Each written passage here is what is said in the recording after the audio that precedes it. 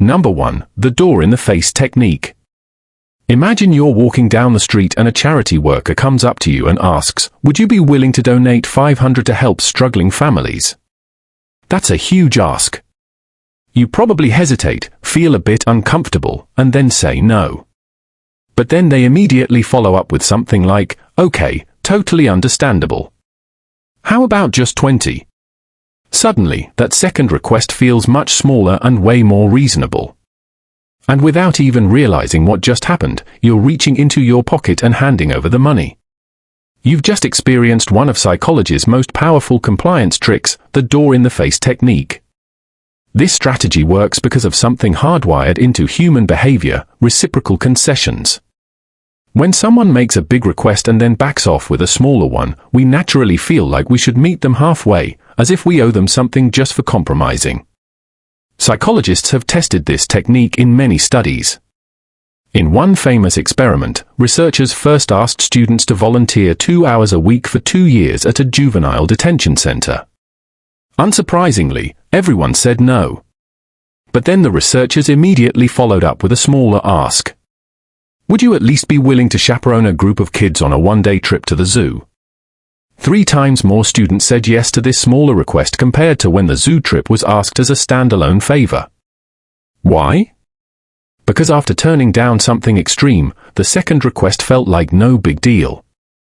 And this technique isn't limited to psychology experiments. It's everywhere. In negotiations, for example, a salesperson might start with a ridiculously high price only to generously lower it to the number they actually wanted all along. You feel like you got a bargain, but really you just got played. It's also used in law enforcement and interrogation rooms. A detective might throw a wild accusation at a suspect, maybe even suggest a life-ruining punishment, and then offer a reduced charge if they confess. That lesser charge suddenly feels like an escape, but in reality, it's a trap. On a more sinister level, this same principle is used by manipulative people and controlling organizations. Cults, abusive partners, and high-control groups often start by demanding something extreme. Total obedience or a painful sacrifice, knowing it's too much. But when they follow up with something that seems smaller, like just a little loyalty or one small compromise, it feels manageable. And suddenly, you're in because the real trick isn't getting what they asked for. It's making you believe you wanted to say yes. Number 2, hoovering. The manipulation that pulls you back in. One of the most deceptive manipulation tactics doesn't come in the form of anger or threats. It doesn't push you away. It pulls you back in right when you're about to break free. It's called hoovering. This tactic is designed to suck you right back into a toxic cycle just when you thought it was finally over. The name comes from the Hoover vacuum cleaner, and because that's exactly what it does. It draws you back in just as you're gaining some distance.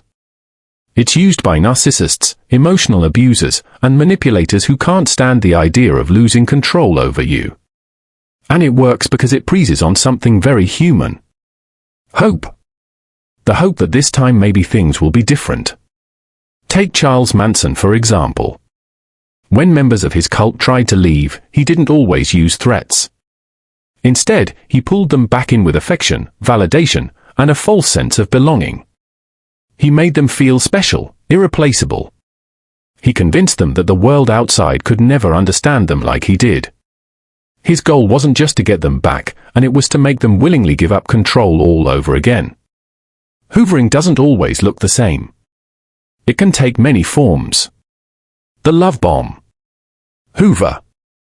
Suddenly, the manipulator is overflowing with affection. They say they've changed. They send you songs you used to love. They bring up old memories. They act like the person you wish they were, but only long enough to get you back. The pity Hoover. If love doesn't work, they try guilt. They say they're struggling. They're sick, depressed, in crisis. They don't ask you to come back, but they make sure you feel awful if you don't. The anger Hoover.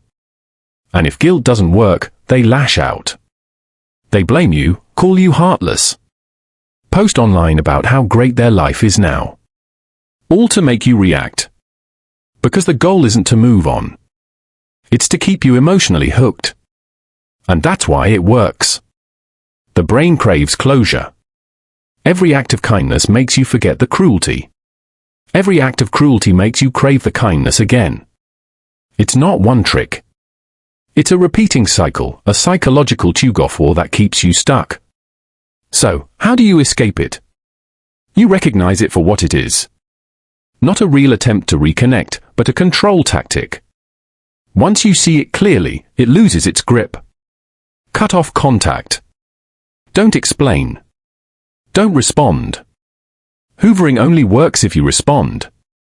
Without a reaction, the manipulator loses power. Walking away is hard, but staying in the cycle, that's where the real damage happens. Number 3, the Zeigarnik effect. The brain's obsession with the unfinished.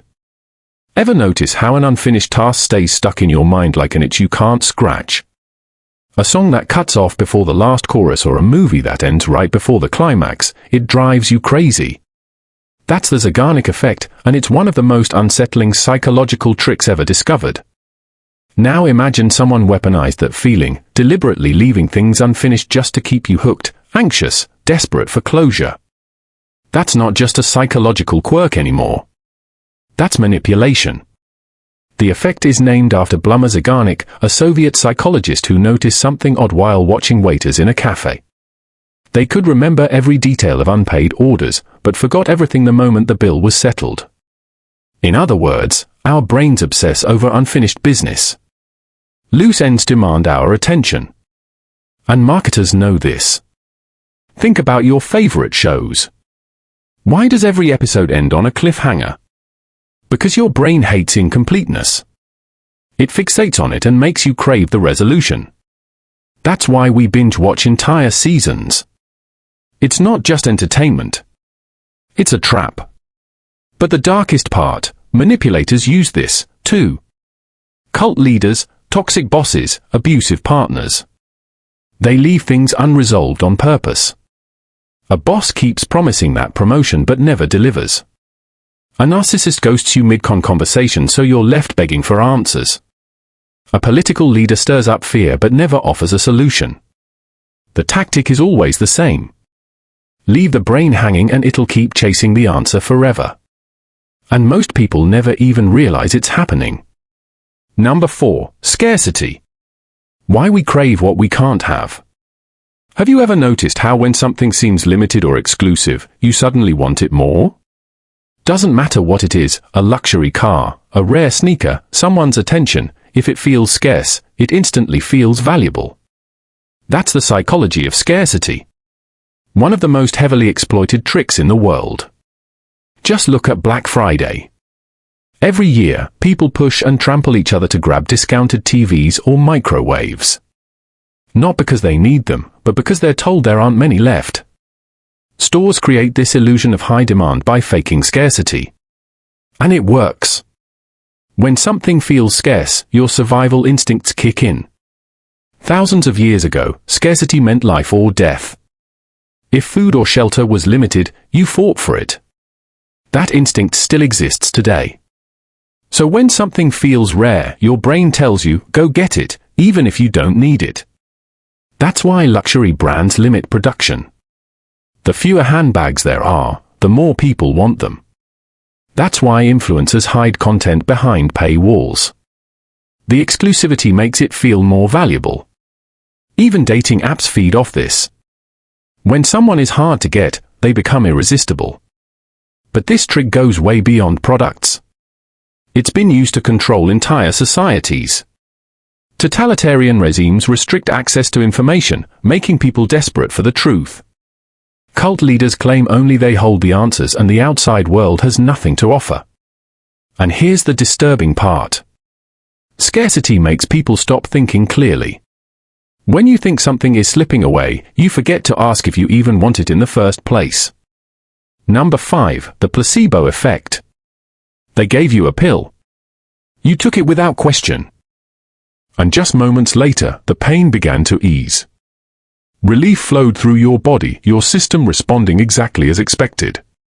But what if I told you that pill was pure sugar, no drugs, no therapeutic chemicals, and yet your brain accepted it as real medicine, so your body followed suit? This is known as the placebo effect. One of the most baffling and disturbing psychological revelations ever uncovered. It demonstrates that belief on its own can physically alter the body. And while it might seem like an odd psychological curiosity, the truth lurking behind it is far more sinister than it appears. Let's begin with a case that's often cited. Back in the 1950s, there was a man named Mr. Wright who was dying of late-stage cancer. Out of sheer desperation, his doctor administered what was believed to be a revolutionary new treatment. What happened next seemed impossible. His tumors rapidly diminished. He appeared to make a total recovery. But here's where it twists. The miracle drug didn't actually work at all. Once Mr. Wright discovered the truth, his illness came crashing back. And not long after, he passed away. That's the sheer force of belief.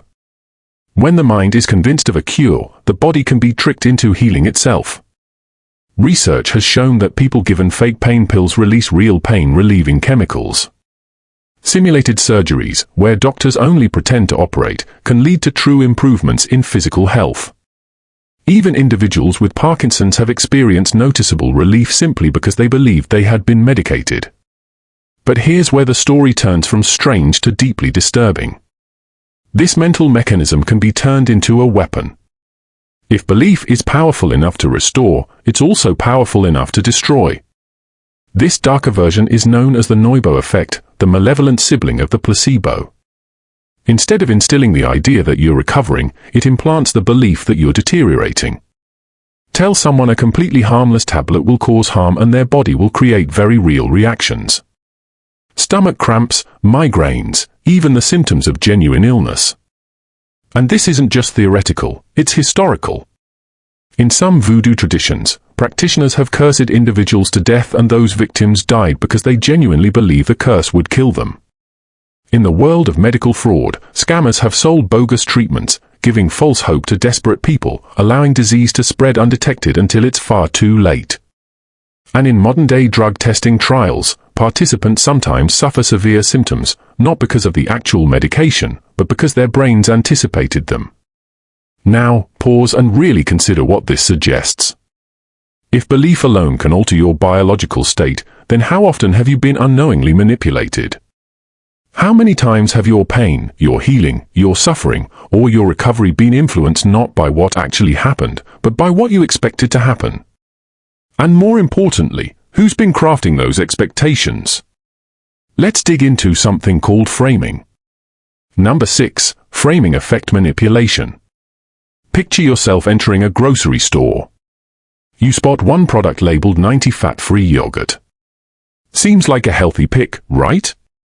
Now glance over and see the same item, different label. Contains 10 fat. Suddenly, that second one doesn't sound so appealing.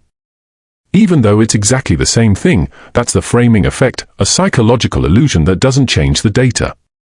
Just how your brain interprets it and this minor linguistic twist.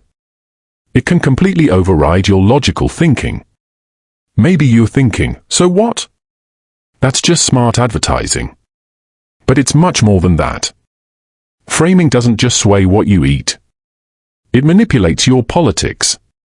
It sculpts your worldview. And it stirs your emotions without you ever noticing. Here's a famous example. A government proposes a strategy to fight a lethal outbreak. When people are told this approach will save 200 lives, they overwhelmingly support it. But when they're told this same approach will allow 400 people to die, support plummets. Same numbers, same outcome, different reaction because of different wording. But framing goes beyond facts.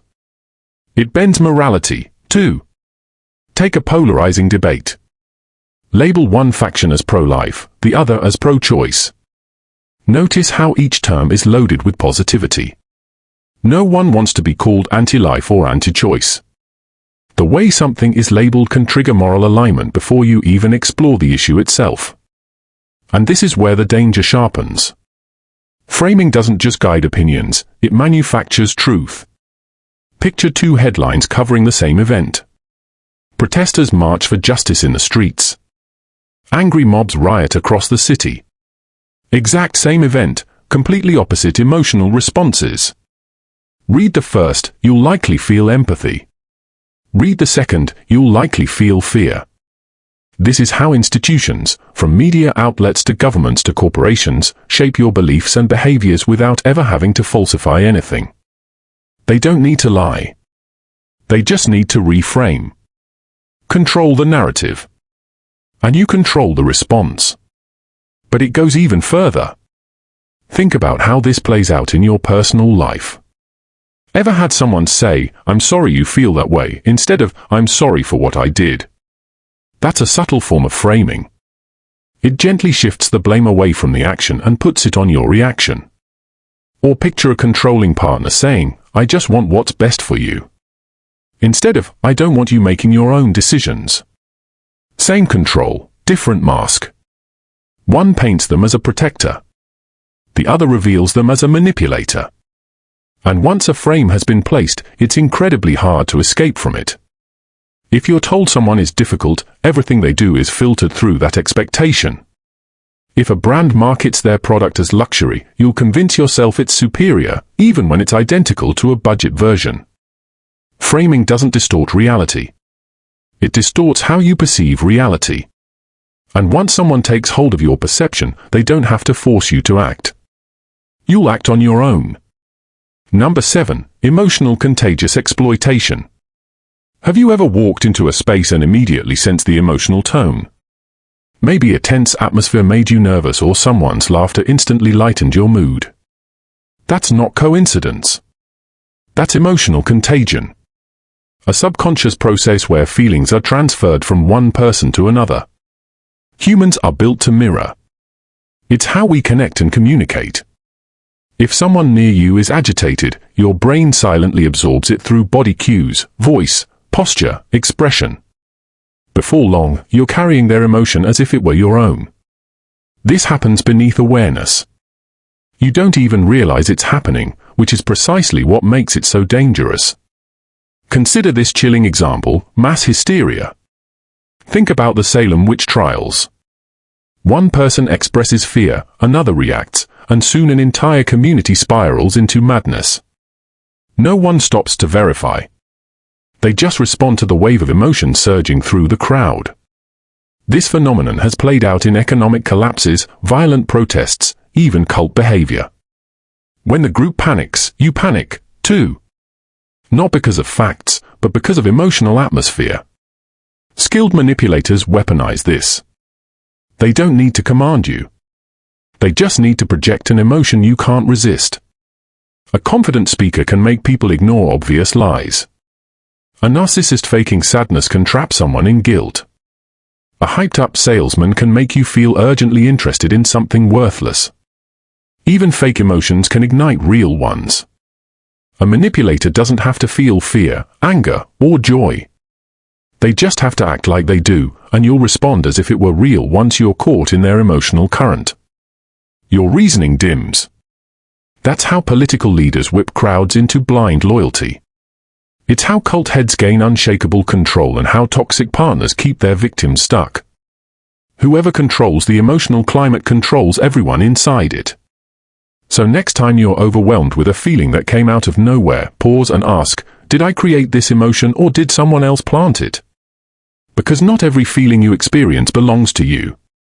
Number 8. Exploiting mirror neurons. You yawn when someone else yawns. You laugh when the room around you erupts in laughter. But your brain isn't just observing. It's mirroring. This reflex, so natural and automatic, is what bonds us to each other.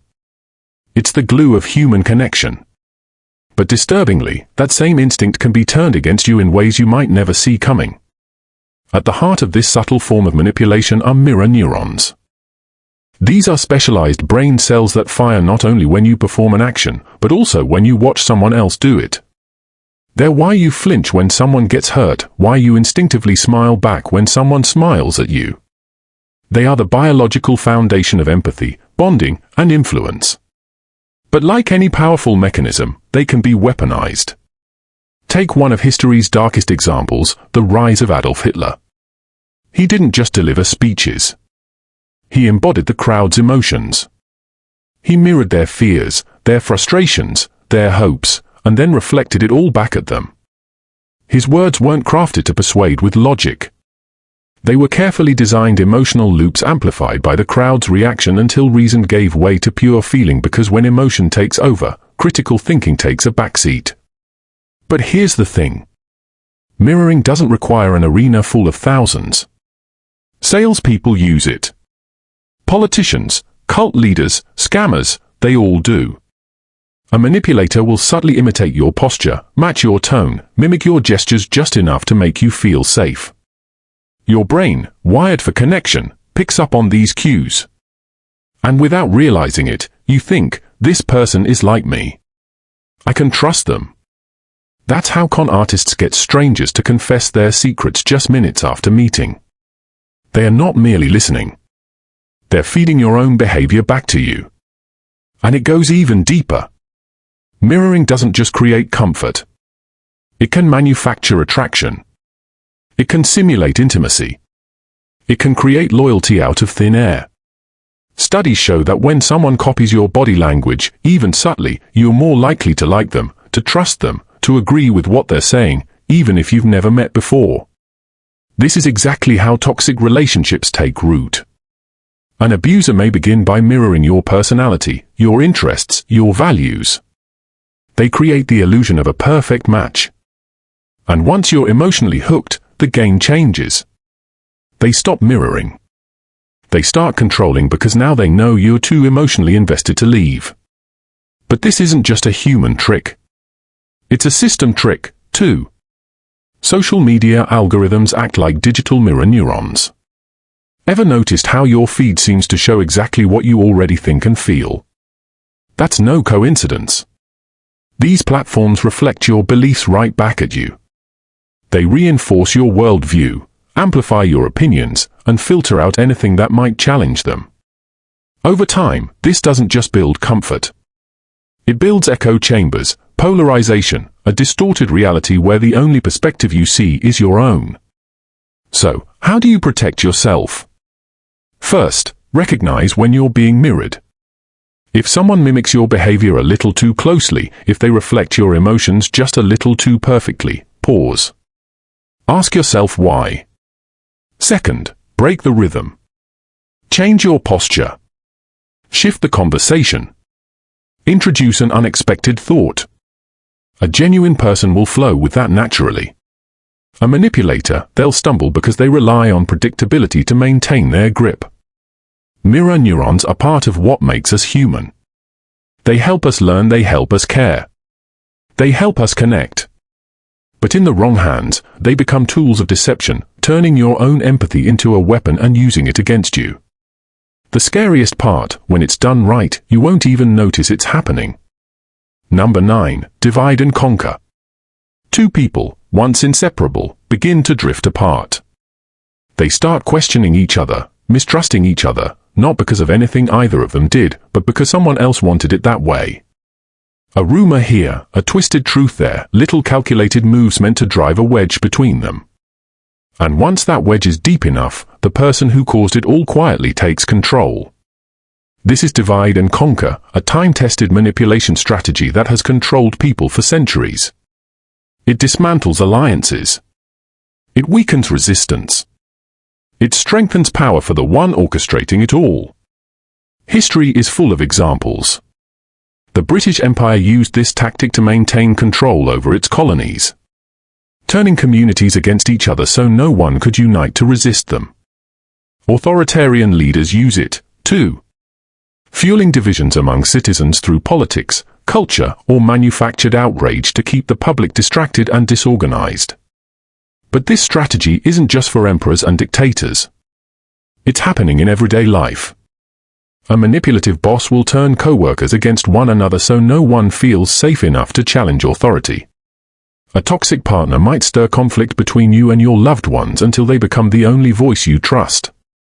Narcissists thrive on this. They spread just enough misinformation to ensure that no two people around them can truly bond because connection is a threat to their control. The key is isolation. When you don't trust anyone else, you start depending on the manipulator. You seek validation from the person who broke your trust in the first place. And once that dependency is formed, control becomes effortless. What's even more chilling, they rarely need to tell outright lies. Just a bit of context left out. A truth twisted at just the right moment. An exaggeration dropped when it hurts the most. That's all it takes. Friends become enemies. Allies turn suspicious. And the manipulator stands untouched, hidden in plain sight. Number 10. Loss aversion. Imagine two scenarios. In one, you're told you'll gain 100. In the other, you're told you'll lose 100. Which one affects you more? If you're like most people, losing that money feels way worse. Almost twice as bad as gaining. It feels good. That's loss aversion, a psychological trick that makes us fear losing far more than we desire winning. And that fear controls far more of your life than you probably realize. Think about casinos. They've mastered this principle. When you win, bright lights flash, music plays. Your brain is flooded with dopamine. But when you lose, silence, no drama, no alarms. Because they know your brain is already hurting. They don't need to add to it. And yet, people don't walk away. They chase the loss. They keep playing, desperate to get back what they lost, even if it means losing more. But loss aversion doesn't stop at gambling. It's in marketing. It's in relationships. It's in politics. Why do online stores say only 2 left in stock? Why do you see countdown timers and flash sales everywhere? Because the idea of missing out makes your brain panic. You might not even want the product, but now that it might disappear, you feel like you have to have it. Now, take this a step further. In abusive relationships, manipulators weaponize loss aversion. They don't make you fear what they give. They make you fear what they could take away. They convince you that without them, you'll be alone. You'll be unloved. You'll be broken. It's not happiness that keeps people trapped. It's fear of what leaving might cost. And if you think you're immune, you're not. Every day, advertisers, politicians, and platforms exploit the same fear. Act now or miss out forever. Your rights are being taken away. Everyone else is getting ahead of you. The world isn't just offering you choices. It's making you terrified to choose the wrong one. So ask yourself, how many decisions have you truly made for yourself? And how many were just you trying to avoid losing something? Number 11. Priming effects. You walk into a store. Soft classical music is playing in the background. Suddenly, you feel a little more refined, maybe even a bit more willing to splurge.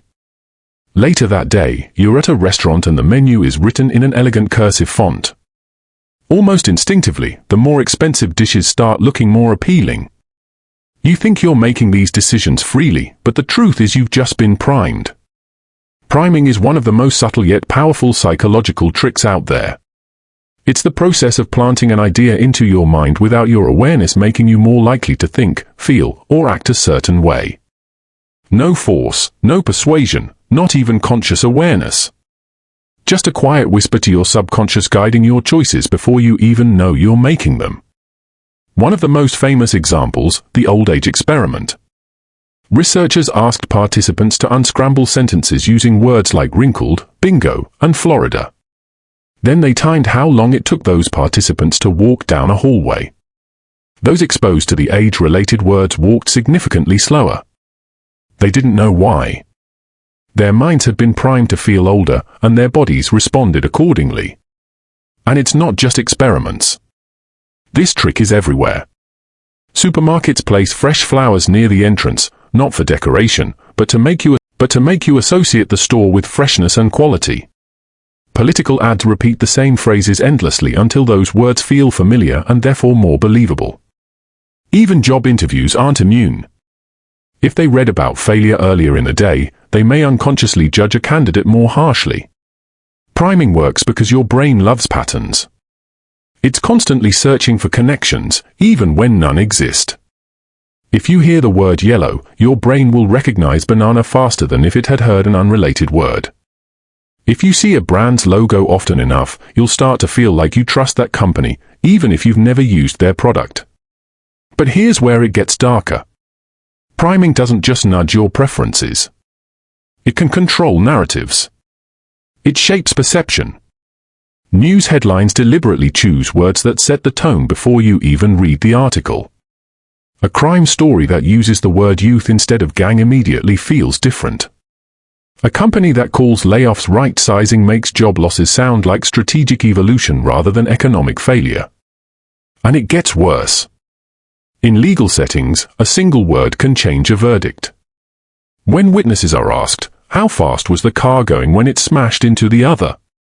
They estimate higher speeds than if asked, how fast was it going when it bumped into the other? That one word smashed alters memory itself. Your social media feed a non-stop priming machine.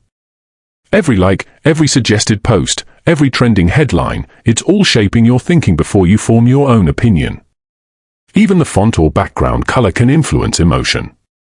Studies show that people primed with the color red tend to perform worse on tests, likely because red is subconsciously tied to danger and correction. And the most dangerous part, once you've been primed, you rarely question it. If you're primed to see someone as untrustworthy, you'll interpret everything they do through that filter. If you're primed to expect a bad experience, your brain will find a reason to confirm it. Priming doesn't just influence a moment. It reshapes how you see reality. So ask yourself this.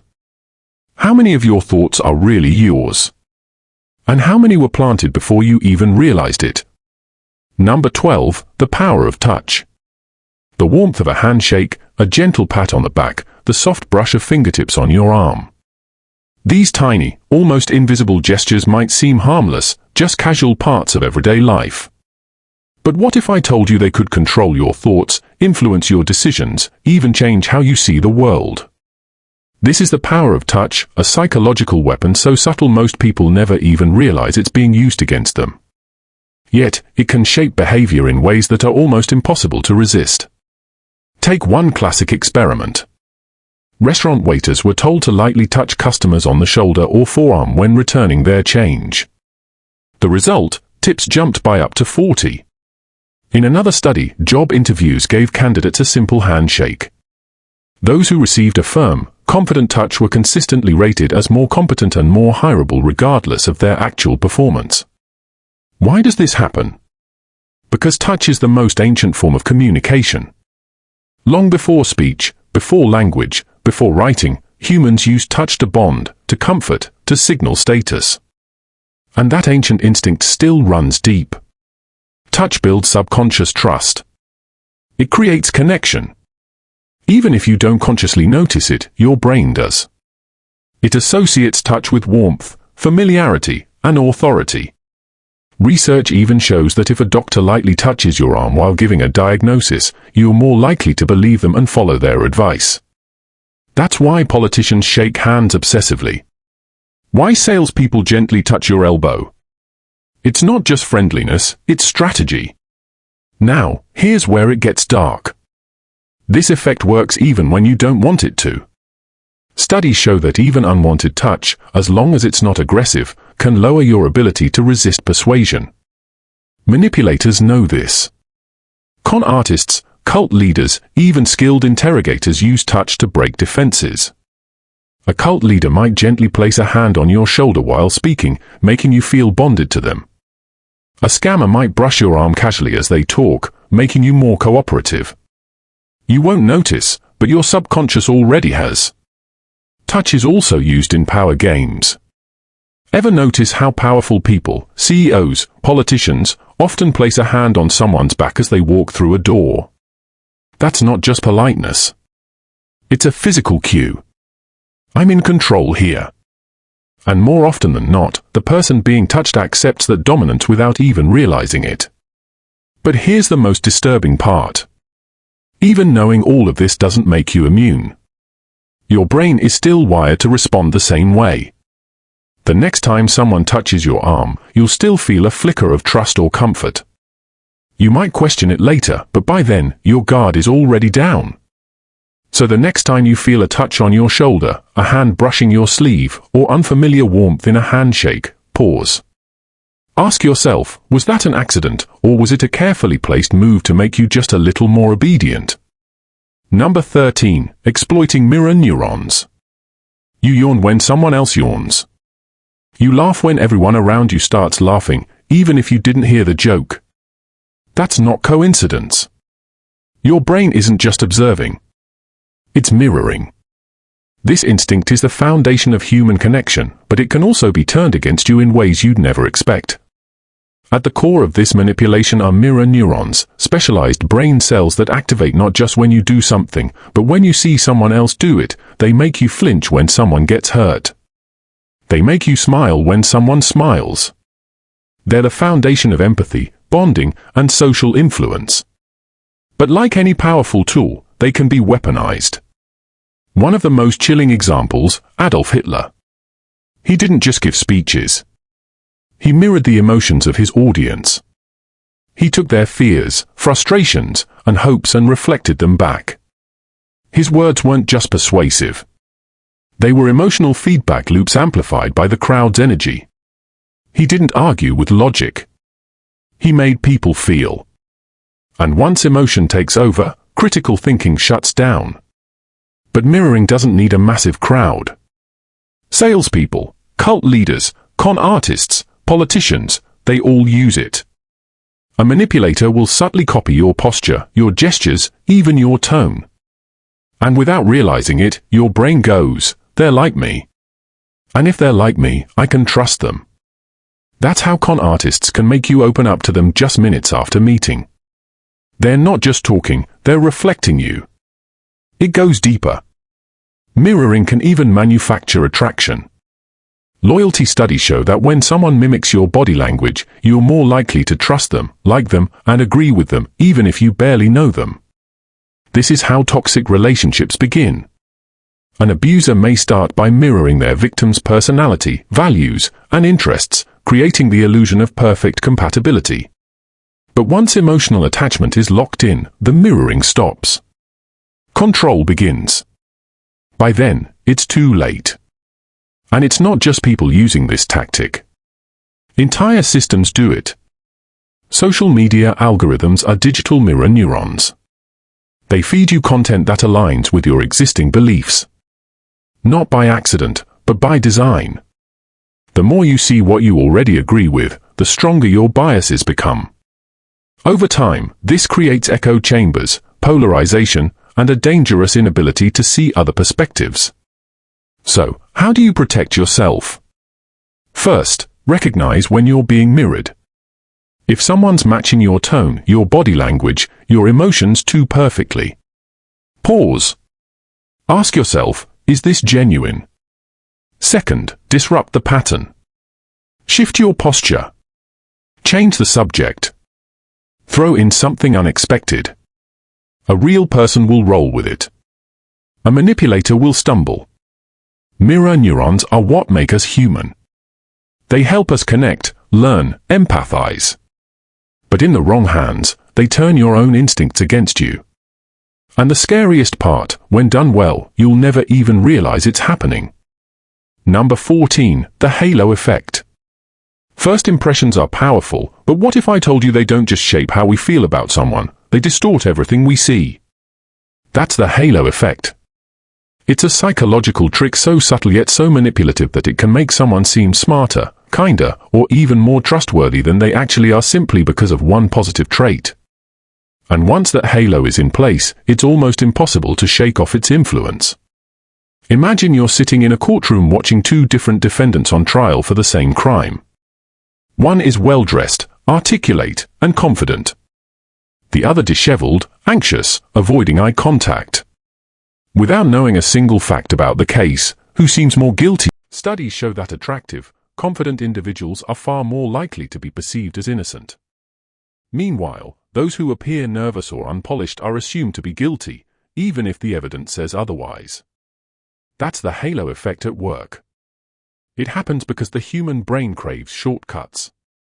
Rather than evaluate every trait independently, we grab onto one standout quality like attractiveness, charm, or intelligence and assume everything else must match. If someone is physically attractive, we subconsciously believe they're kind, competent, and honest. If they speak with confidence, we assume they know what they're talking about. If they're in a position of power, we assume they earned it. It's why politicians win elections based on charisma instead of policy. It's why manipulators get away with lies. And it's why strong authoritative figures are followed blindly, even when their actions are questionable. But the halo effect doesn't just affect perception. It actively shapes reality. Think about media coverage. Celebrities admired for their talent often get the benefit of the doubt when scandals emerge. Meanwhile, those already viewed negatively are instantly condemned. No questions asked. It's not logic. It's the halo distorting judgment. Marketers know this better than anyone. That's why luxury brands use attractive, well-dressed models in their ads. It's not just about the product. It's about selling an illusion. If you associate their brand with beauty and status, you'll assume the product itself is superior. You're not just buying a car or a suit. You're buying what surrounds it, prestige. But here's the darker side of the halo effect. It shields dangerous people from scrutiny. Charismatic leaders can hide corruption behind charm. Manipulative partners make you overlook red flags just because they seem caring at first. Even history's darkest figures often had an aura of leadership that blinded people until it was too late. That's what makes the halo effect so insidious. It doesn't just fool you. It makes you confident in your wrong judgment. And once you believe the illusion, you'll defend it even when facts contradict it. You'll hear things like, "He's a good guy. He wouldn't do that. She's so charming, she must be telling the truth." Breaking free from the halo effect means going against instinct. It means questioning first impressions. Looking past charm, status, and appearances to ask, what am I not seeing? Because sometimes the people who shine the brightest are just casting the longest shadows. Number 15. Lowballing. You walk into a car dealership thrilled to buy your first car. A smiling salesperson greets you and says, "Good news. We have a special deal today. This car, fully loaded, just $20,000. That's within your budget." You shake hands, feel the excitement building. You're already imagining yourself driving it. Maybe you even text your friends about the deal. But just as you're about to sign the paperwork, the solicitor pauses. "I just spoke to my manager. Turns out I made a mistake. That price doesn't include some mandatory fees. It's actually $23,000. At this point, you're already committed in your mind. You've emotionally bought the car. So instead of walking away, you agree to the new price. You just got lowballed. This psychological trick is brutally effective. It works by getting you to commit before revealing the true cost. And once you've decided, even if you were misled, you become emotionally invested. Backing out now feels like a loss. One famous study proved this. Researchers asked college students to join a study. Most said yes, but only after agreeing where they told it would require them to show up at 7 mats or an inconvenient time. Still, most stuck with their original decision. Lowballing isn't just for car sales. It happens in job offers, negotiations, even relationships. A recruiter might promise a dream job with a great salary only for the final offer to sneak in extra hours, lower pay, or more responsibility. But by then, you're hooked. In more manipulative environments like cults or extremist groups, lowballing becomes a tool for control. It starts with small, harmless requests. Just attend a seminar or come meet a few people. But once someone commits, the demands escalate. And by the time they realize how deep they've gone, it's already too late. Because here's the real danger of lowballing. It's not just about losing money, it's about losing control. Number 16. Cognitive dissonance amplification. People will defend something even when it's wrong, even when it hurts them, even when reality is screaming at them to stop. But it's not just stubbornness. It's a psychological trap, a mental war zone where without even realizing it, you start justifying your own suffering. This is cognitive dissonance amplification, one of the most dangerous forms of manipulation designed to make people double down instead of walk away. Cognitive dissonance happens when someone holds two conflicting beliefs at the same time. It creates a deep discomfort that your mind desperately wants to resolve. Imagine being loyal to a relationship, a belief system, or a leader only to see clear proof that it's harmful or false. The logical response would be to leave. But most people don't. Instead, they justify. They twist the narrative. They make reality fit their belief because facing the truth would mean admitting they wasted time, trust, maybe even their identity on a lie. One of the most disturbing examples, the Heaven's Gate cult members believed they would ascend to an extraterrestrial afterlife.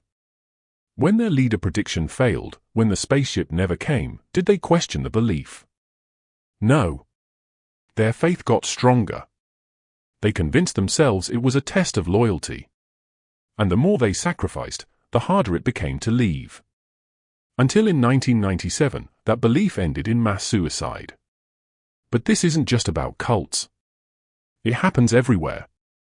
The trick is escalation. A manipulator starts small. A little contradiction here. A small unethical act there. Something that feels off, but not bad enough to walk away. A toxic boss asks for one dishonest favor. You justify it. I need this job. Then the asks get bigger and before you know it, you're trapped in something you never would have agreed to in the beginning. Abusive relationships work the same way. It starts with small manipulations, subtle shifts in how you see yourself. Little moments of confusion. You rationalize it, they didn't mean it, or maybe it was my fault. Each justification locks you in deeper because to admit the truth means admitting you stayed. And it's not just individuals. Entire societies fall for this. Political or ideological groups that show their true darker side still gain defenders, not because the supporters don't see the hypocrisy, but because admitting they were fooled feels worse than clinging to the lie. So, how do you escape it? First, recognize when your mind is fighting reality. Ask yourself, am I defending this because it's true or because I don't want to admit I was wrong? Second, step back. Distance yourself emotionally. When you're too close, you can't see clearly. Review the facts as if they happened to someone else. Cognitive dissonance is natural. But when it's amplified by manipulation, it can turn even the most logical person into a prisoner of their own thoughts. And the scariest part, the more you fight to prove you're right, the deeper you fall into the trap. The only way out? Stop defending. Start questioning. Number 17. Groupthink induction. One of the most dangerous psychological manipulations doesn't target individuals. It targets entire groups. It doesn't force agreement. It creates an atmosphere where disagreement feels like betrayal. And once that atmosphere settles in, people stop thinking critically, even when the decisions being made are clearly flawed. Picture a high-stakes corporate meeting. A company is about to launch a new product, but every sign points to disaster. Market research says customers won't buy it. Engineers flag major technical issues. A few executives have private doubts. But in the room, nothing but agreement. No one raises a hand. No one challenges the decision. Not because they don't see the red flags, but because no one wants to be the only one who speaks up. This is groupthink, a psychological trap where the desire for unity overrides logic, skepticism, and even self-preservation. When people belong to a group, they instinctively prioritize harmony. Doubt makes you feel like an outsider. Dissent becomes uncomfortable, and the louder, more confident voices, they set the tone. Everyone else follows often without realizing it. Sometimes it starts when a leader expresses a strong opinion. Others fall in line. Or maybe the group values agreement so deeply that questioning feels like disloyalty. Over time, the pressure to conform outweighs the pressure to be correct. People suppress doubts. They rationalize obviously bad ideas. They convince themselves if everyone agrees, it must be right. But the consequence is devastating. History is packed with examples. Failed military invasions, economic collapses, political disasters, moments where in hindsight the problems were obvious, but no one spoke up. And the scariest part, inside the groupthink bubble, people don't feel manipulated. They believe they're thinking for themselves, but really they're just echoing the room. Number 18. Confirmation bias reinforcement. Imagine two people watching the same news story. One believes the government is corrupt, the other thinks it's doing a great job. They both walk away from the exact same coverage, more convinced than ever that they're right. How? That's confirmation bias. A mental filter that makes you see only what supports your current beliefs and ignore everything that doesn't. And here's where it gets dangerous. Once someone understands how this bias works, they can use it to trap you inside your own belief system. Cults are masters of this. They don't try to prove their doctrine with facts. Instead, they echo the feelings you already have. If you're angry at society or feel lost, they won't argue. They'll amplify it. Feed you only the information that stokes your frustration. Eventually, you stop questioning. You only accept ideas that confirm what they want you to believe. Politicians and ideological groups use the same tactic. They don't change minds. They reinforce beliefs. That's why people fall into echo chambers and stay there. In social media, it's built on confirmation bias. If you click on one video that supports your opinion, your feed fills with more of the same. Opposing views silence before you ever see them. Your world starts to reflect only what you already believe until you're convinced everyone agrees with you. And it doesn't stop at politics or religion. Think about conspiracy theories. Someone starts believing the Earth is flat. Any evidence against that belief gets rejected as a government cover-up. The more you argue, the deeper they dig in.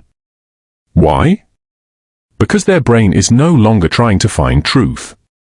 It's trying to protect a belief. Marketers exploit this, too. They don't convince you a product works. They find people already open to believing it, then give them hand-picked proof. Glowing reviews, emotional testimonials, selective stats. Even in relationships, this happens. A toxic partner doesn't convince you they're perfect. They feed your existing fears. See, everyone leaves you in the end. And your mind starts filtering reality to confirm those fears. Confirmation bias doesn't just make you ignore the truth. It makes you fight against it. And once you're caught in it, even facts feel like an attack. The most effective manipulators don't argue. They don't debate. They just control what you see until everything around you confirms what they want you to believe. And then they don't need to manipulate you anymore. You'll do it yourself. Number 19. The illusion of choice. You think you're in control. You believe the decisions you make, what to eat, what to buy, who to follow, are your own. But what if they're not? What if most of your choices were crafted for you before you even realized you were choosing? This is the illusion of choice. One of the most deceptive tricks of modern manipulation. Imagine sitting down at a restaurant. You're offered 3 options: steak, pasta, or salad. You choose pasta, but did you ever question why those were the only 3 choices? Why not a burger or sushi? Your decision was limited from the start. This trick is used everywhere from political debates to personal relationships. And it works because people rarely question what's missing. Think of supermarkets. You walk in for a loaf of bread. You walk out with chips, chocolate, and cleaning supplies you didn't need. Why? Because the store layout subtly guided your path, nudging you toward impulse buys while making you feel like you were shopping freely. Politics does the same thing. You're told to pick a side, left or right, for or against, when in reality, the entire conversation was framed by someone else. Your options are just carefully selected traps. Marketers love this tactic. Ever seen pricing like this? Basic 5, Premium 50, and Gold 30. Most people pick the 30 plan. You weren't choosing freely. You were being steered. Even in relationships, this plays out. Someone says, "We can do it my way or we break up." That's not a real choice. That's emotional control disguised as compromise. The illusion of choice thrives on one idea: that having options equals freedom. But real freedom isn't about choosing from a list. It's about asking who wrote this list. And the most skilled manipulators, they don't need to remove your options. They just need to make you believe you were in control all along. Number 20, Neurolinguistic Programming, NLP. Ever had a conversation where before you realized it, you were nodding along, agreeing, maybe even feeling like you trusted someone you just met? That wasn't an accident. That may have been Neurolinguistic Programming, or NLP, a set of psychological techniques designed to guide thoughts, emotions, and decisions without you even realizing it. At its core, NLP uses language patterns, tone, and body language to bypass your conscious filters and plant ideas directly into your subconscious. Used ethically, it's marketed as a way to improve communication, persuasion, and confidence. Used unethically, it becomes a tool for deception, manipulation, even control. One of NLP's most powerful tactics is called the embedded command. Instead of saying, "Trust me," the speaker might say, "You might not even realize it yet, but you're already beginning to trust what I'm saying." It sounds casual, but your brain processes it as a suggestion, one you didn't resist because it didn't feel like a command. Another trick is mirroring. Subtly copying your body language, tone, or pace of speech. You start to feel more connected, more at ease, more trusting without knowing why. That's why cult leaders feel so magnetic. Why a high-pressure salesperson can earn your trust in minutes. But the most chilling NLP technique is anchoring. This is when a manipulator links a specific emotion to a phrase, a gesture, or a tone. If they consistently make you feel safe or heard while using a certain phrase, your brain stores that feeling later. Even if they're being deceptive, that same phrase triggers the old emotion. You feel safe when you shouldn't. The most dangerous thing about NLP, it doesn't feel like manipulation. It feels like you're just having a conversation, but underneath the surface, your mind is being steered carefully, quietly, invisibly, and unless you know how to spot it, you'll never realize it's happening. Number 21, Creating a sense of urgency. Picture this. You're browsing an online store and stumble on the perfect item, but right beneath it, a bold red timer appears. Only 2 left in stock. Sale ends in 3 minutes. Your heart rate jumps. You don't have time to think. If you hesitate, you might miss it forever. So, you buy it. Just like that, you've been manipulated. That's the power of urgency. One of the most effective psychological tricks used to override reason and push you into acting on impulse. The worst part, you rarely realize it's happening. A perfect historical example, the 1938 War of the Worlds radio broadcast. When Orson Welles aired a fictional alien invasion as if it were real-time breaking news, thousands of people panicked. Why? Because it felt immediate. There was no time to analyze, to pause, or to question. That's what urgency does. It hijacks your brain. It triggers loss aversion. The fear of losing something outweighing the desire to gain anything new. The moment you believe something might slip away, anxiety takes over and judgment goes out the window. Marketers exploit this constantly. Limited time offer. Only a few left. Sale ends soon. These phrases aren't just formational. They're psychological weapons. Suddenly, buying isn't a decision. It's a race. And the minute you feel rushed, you've already lost control. But it gets darker. Cults, scammers, and manipulators use urgency to force commitment before critical thinking kicks in. Pyramid schemes will push you to invest immediately. Act now or miss your chance to be rich. The urgency bypasses logic. And by the time you realize what's happening, you're already too deep to walk away. Even politicians and media use it. Breaking news, emergency alerts, crisis headlines. Because when fear surges, people stop verifying. That's when misinformation spreads fastest. It's how wars start. How stock markets crash, how riots ignite.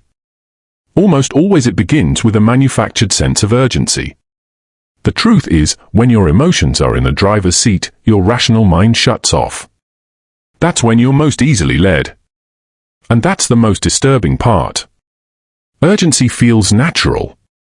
It feels like you're making the right decision, but in reality, someone else has already made it for you. So, next time you see a flashing timer, an urgent warning, or someone pressuring you to act right now, pause. Because the moment you feel rushed is the moment you've already surrendered control. Number 22. The Biehmhoff phenomenon, frequency illusion. Ever learn a new word or concept and then suddenly it's everywhere?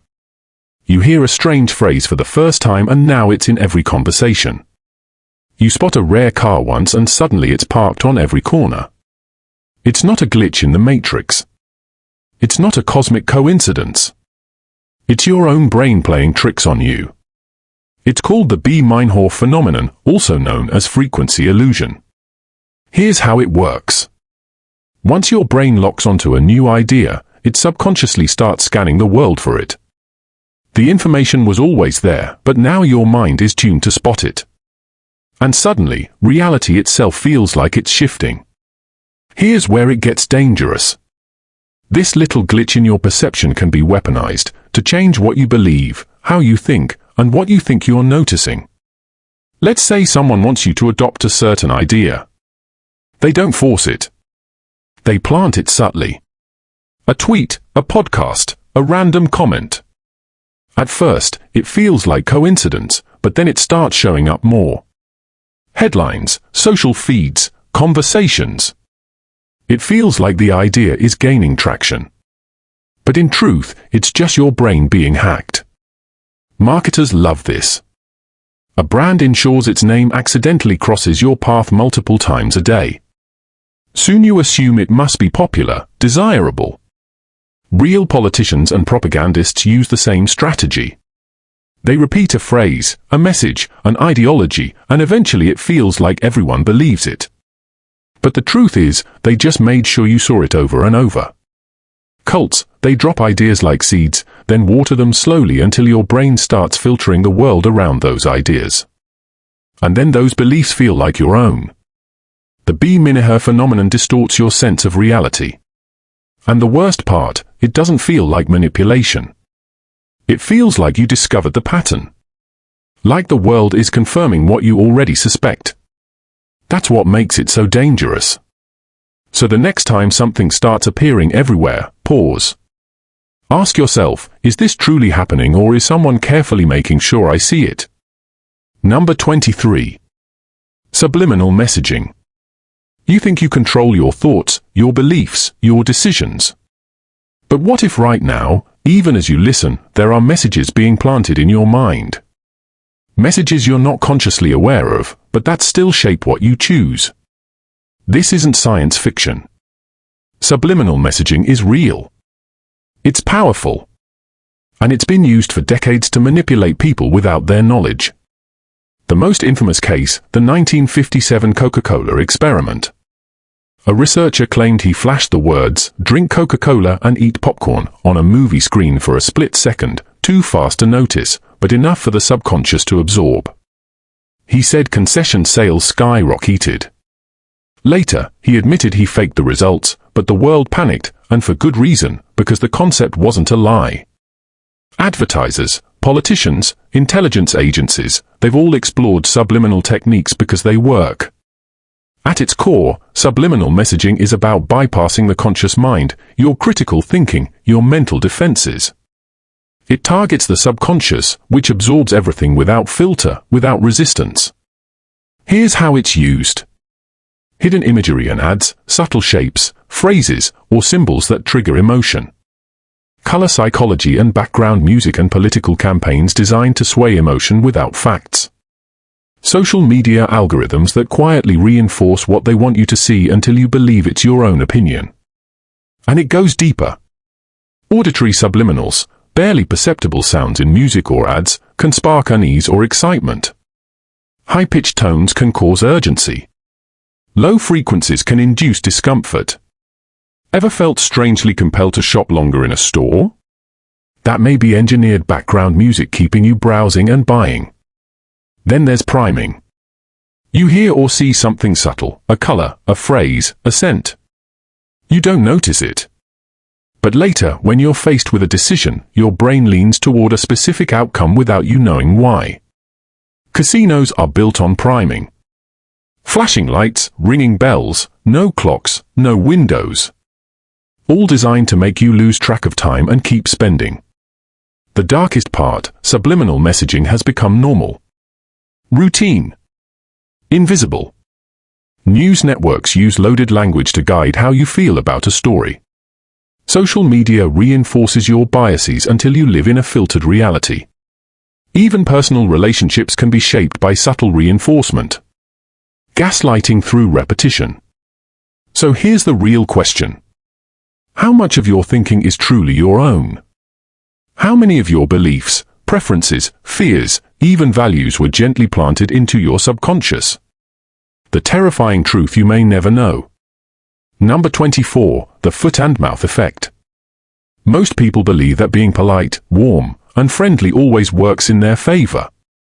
But what if I told you that even something as innocent as making small talk or simply asking someone how they're doing could actually make you more vulnerable to manipulation?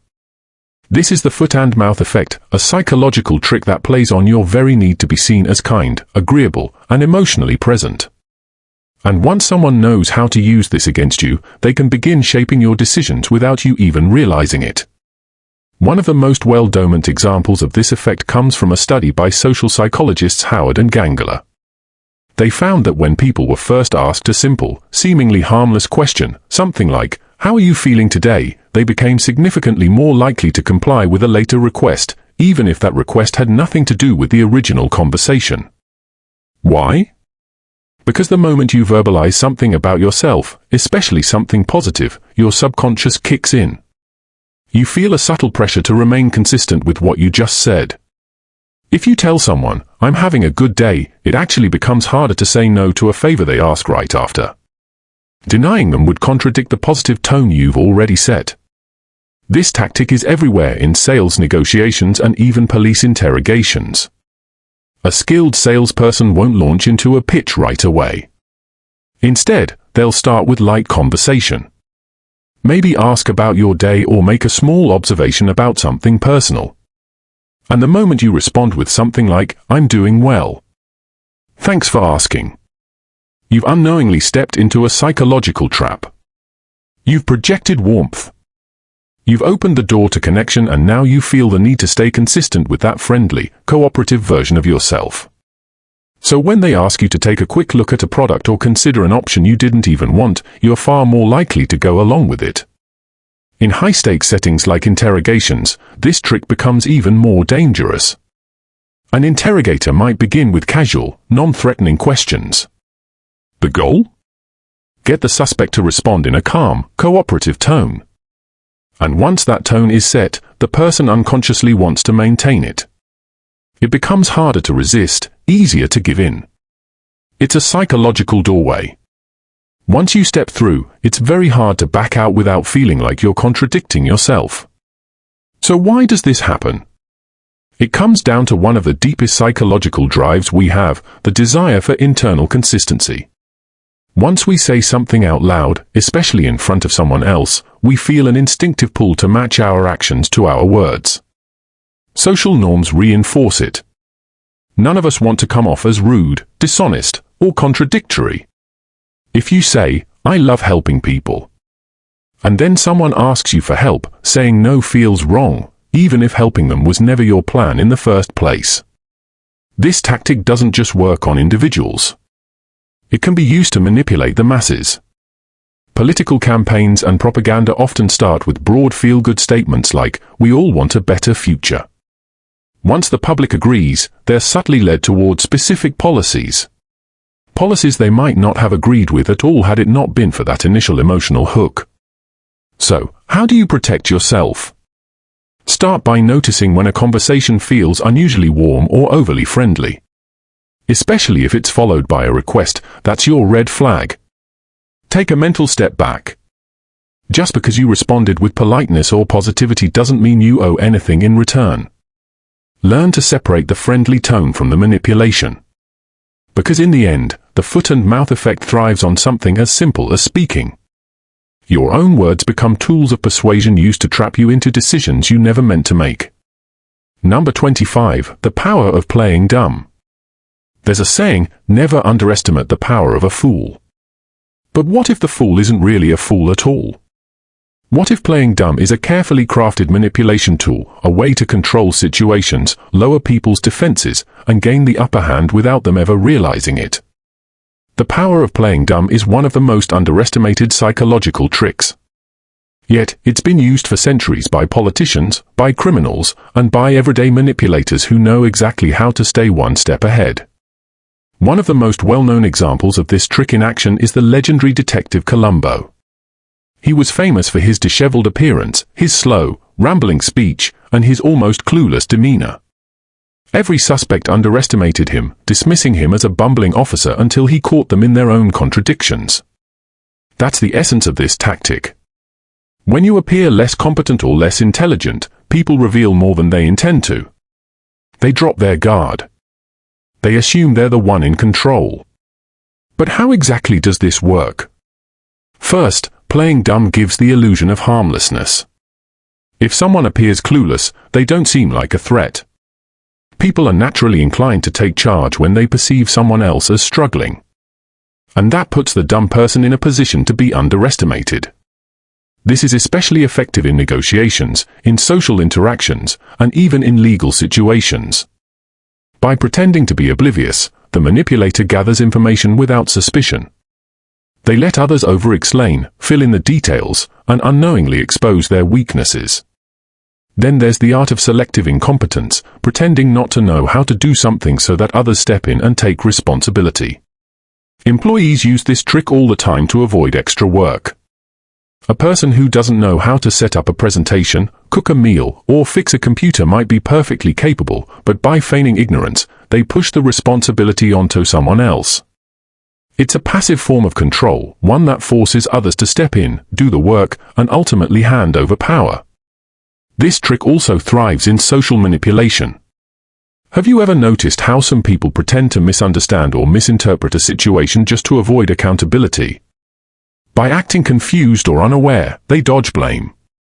When caught in a lie, a manipulator might say, "Oh, I had no idea that's what you meant." Or, "I must have misunderstood."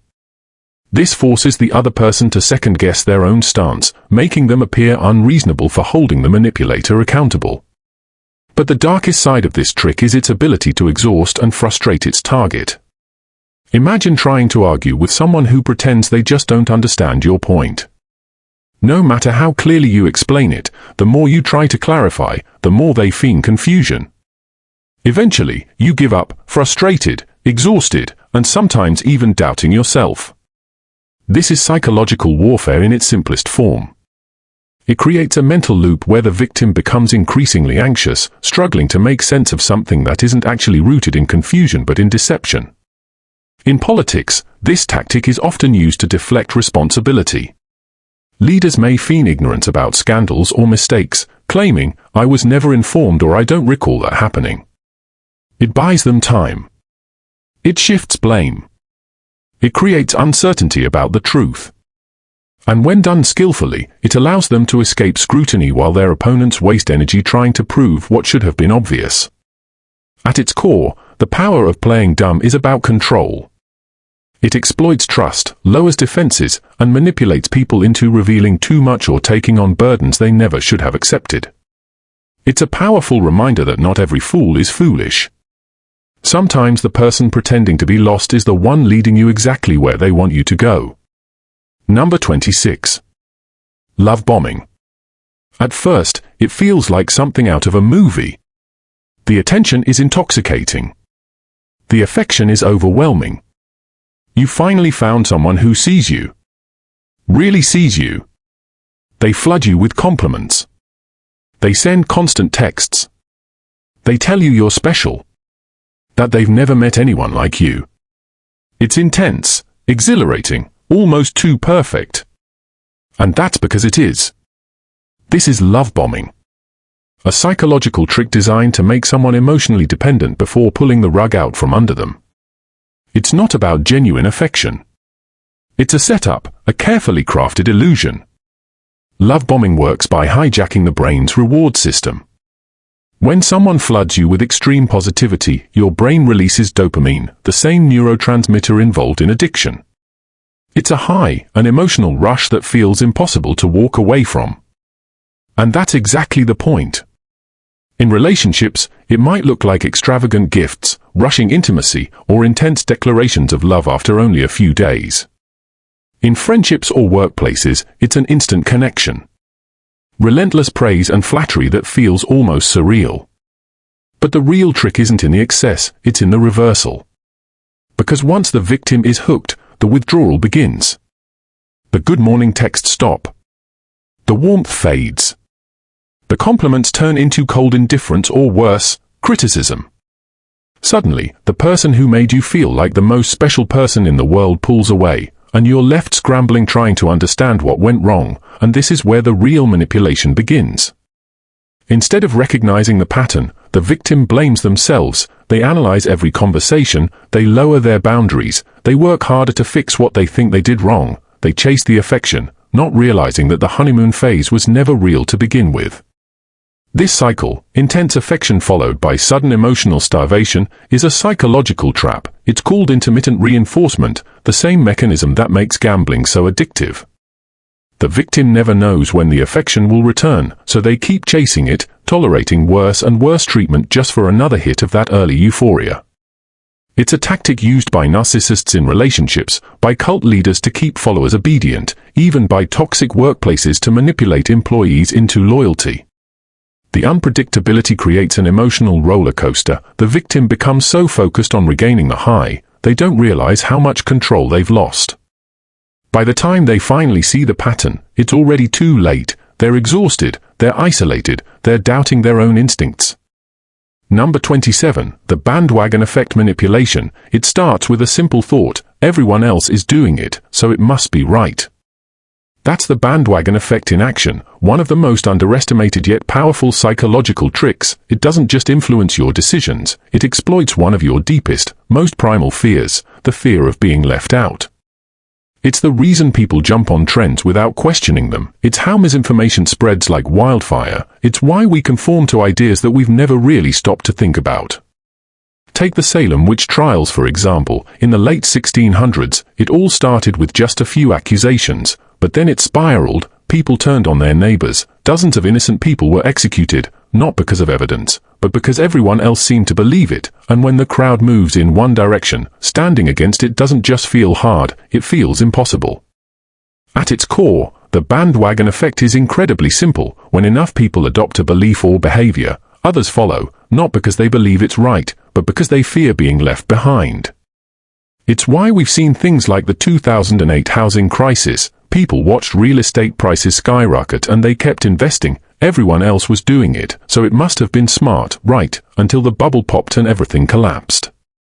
It's how propaganda works, too. A government doesn't need to convince everyone, just enough to create the illusion of agreement. Once that illusion of consensus takes hold, the rest follow, often blindly. And this is where things get dark, because the bandwagon effect isn't just a natural psychological quirk, it's actively weaponized.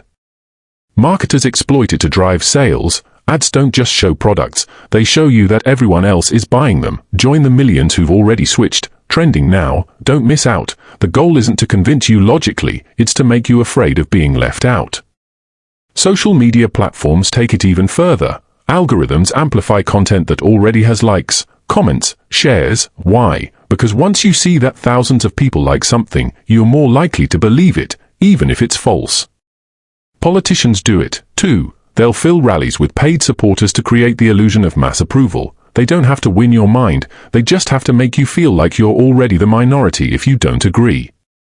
The worst part, this effect bypasses critical thinking. People stop asking questions, they stop evaluating if something is logical, moral, or even real. They just go along with it, and the more people follow, the harder it becomes to stand still, let alone go the other way.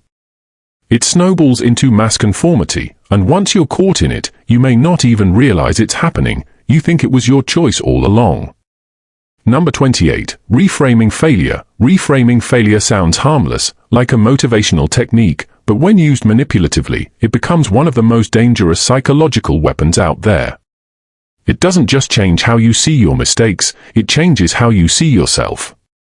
When someone reframes failure, they twist the meaning of your setback. Your mistake no longer becomes a moment of learning, it becomes proof that you're not smart enough, not strong enough, not worthy, and once you start believing that, you stop trying. Imagine growing up in a home where every time you messed up, you weren't just corrected, you were shamed. You didn't just fail a test, you disappointed your parents, you didn't just forget a chore, you proved you were unreliable. It's subtle but devastating, because failure, when reframed the wrong way, doesn't stay in the past, it becomes part of your identity, and when you start to internalize that, the manipulation begins. Look at regimes like North Korea. Their failure isn't just personal, it's betrayal. Miss a work quota, you're not just inefficient, you're disloyal to the state, you're a threat to your family's future. The pressure to never fail becomes unbearable, and that's the point. When you tie someone's worth to perfection, you can control them through fear. But you don't have to live in a dictatorship to experience this. It happens in everyday life, at work, in relationships, in friendships. Ever had a boss who made every little mistake feel like a career-ending offense? That's not just being strict, that's reframing, and when it happens repeatedly, it crushes your confidence. You stop taking risks, you stop asking for help, you stay silent, not because you don't care, but because you're terrified that any misstep will be used against you. Manipulative partners do this, too. They don't just point out your flaws, they weaponize them. You always do this, maybe you're just not cut out for a relationship. These aren't observations, they're reframes, and over time, they make you believe that you're the problem, that you're lucky anyone puts up with you at all. And when you start to think that, you stay in the job, in the relationship, in the pain, not because you want to, but because you've been manipulated into thinking you don't deserve better.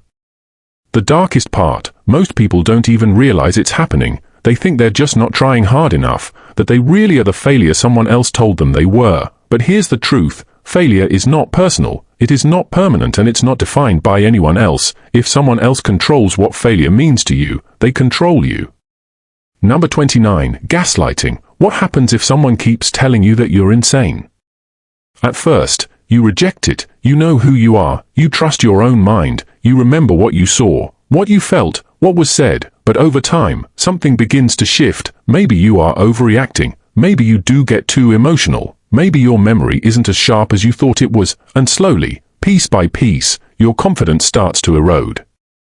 This is gaslighting, a psychological weapon designed to make you question your own perception of reality. It's not just lying, it's the slow eraser of truth itself, replacing it with a more convenient version, one that benefits the manipulator. And the worst part, by the time you even begin to realize what's happening, if you ever do, you're already trapped.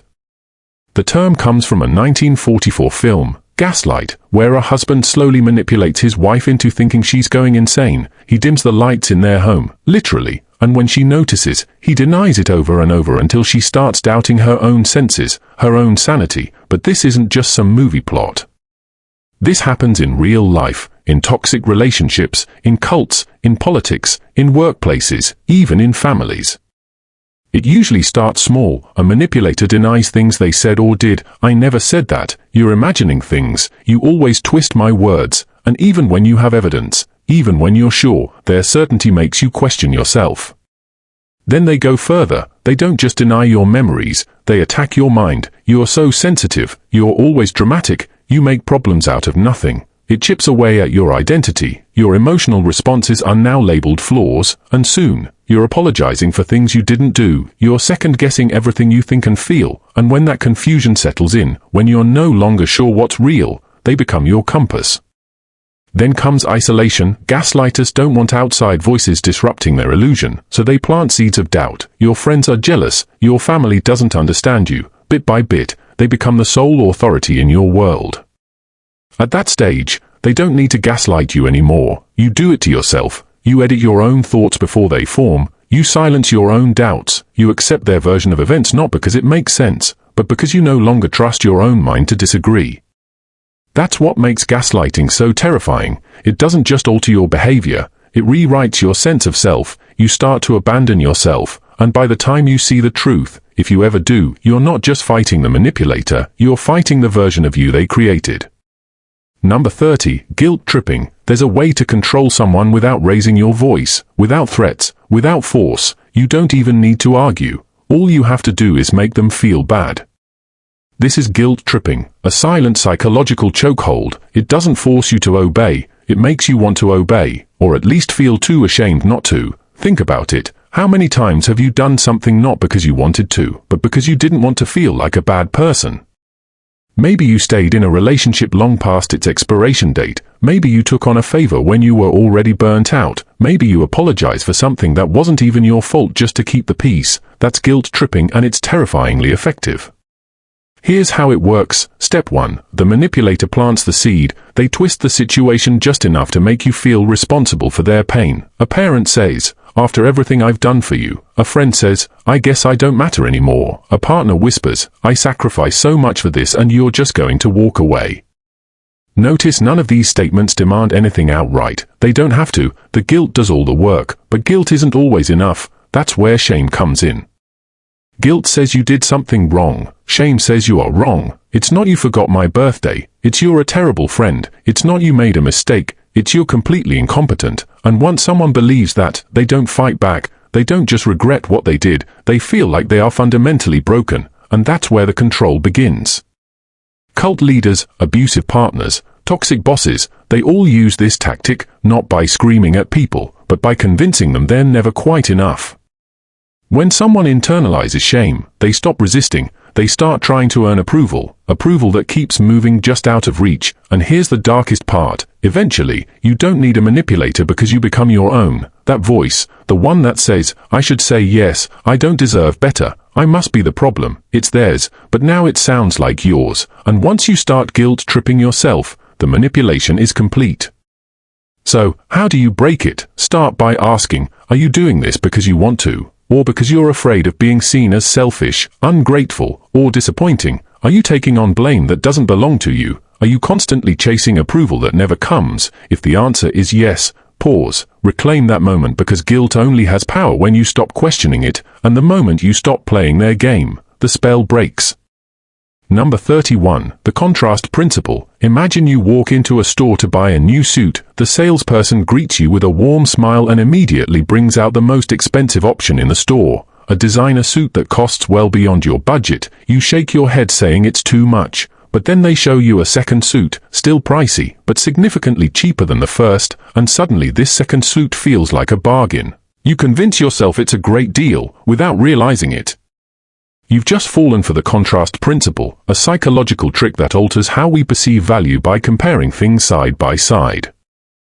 It makes things seem better or worse depending on what they're contrasted with. See, our brains don't evaluate value in isolation, we understand worth by comparison. A 100 shirt feels absurdly expensive if you've just been looking at 20 shirts, but if you've just been shown a 500 jacket, that same 100 shirt suddenly feels reasonable.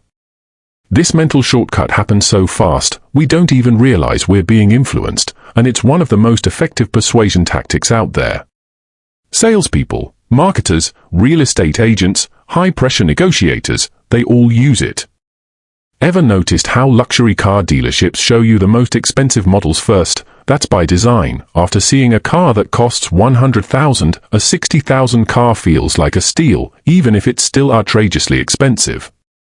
The contrast principle exploits your perception, not the actual value of what you're buying. But here's where it gets darker. This trick isn't just used in sales, it's used to manipulate behavior, to influence decisions, to shape how we judge people. Imagine a company introducing a terrible policy, longer work hours, fewer benefits, employees revolt, refusing to accept it, then management compromises, offering a slightly less awful policy. Suddenly, employees feel relieved and accept the new conditions, even though they're still much worse than before. The trick, the second option was always the intended goal, the first was just there to make it look better. This same technique plays out in politics and media, too. Ever notice how controversial laws are first introduced in their most extreme form? Outrage follows, people demand change, then a less extreme version is proposed, and the public breathes a sigh of relief. they accept it not because it's good, but because it looks better by contrast.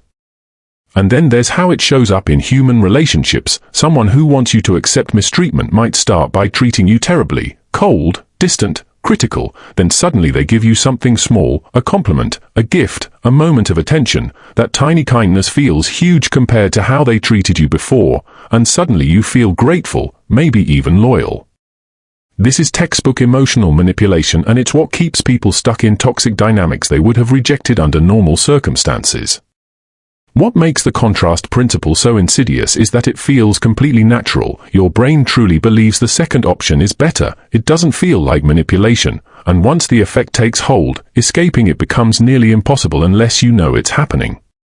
So how do you protect yourself? The key is awareness. Ask yourself, am I judging this based on its actual value, or is something else shaping my perception? Because in the end, the real danger of the contrast principle isn't that people use it against you, it's that you might never even realize they did. Number 32. Emotional blackmail. This psychological trick is so powerful, it can make people betray their own values, stay in toxic relationships, and feel completely trapped in their own lives. It's not hypnosis, it's not mind control, it's something worse, and the scariest part, most people don't even realize it's happening to them. Picture this, a mother says to her child, if you leave me and move away, I don't know how I'll survive. A partner says, if you really loved me, you wouldn't question me. A friend says, after everything I've done for you, you owe me. These aren't just guilt trips, they are calculated forms of control. This is emotional blackmail, a manipulation tactic where someone exploits your emotions, fear, guilt, and obligation to get what they want.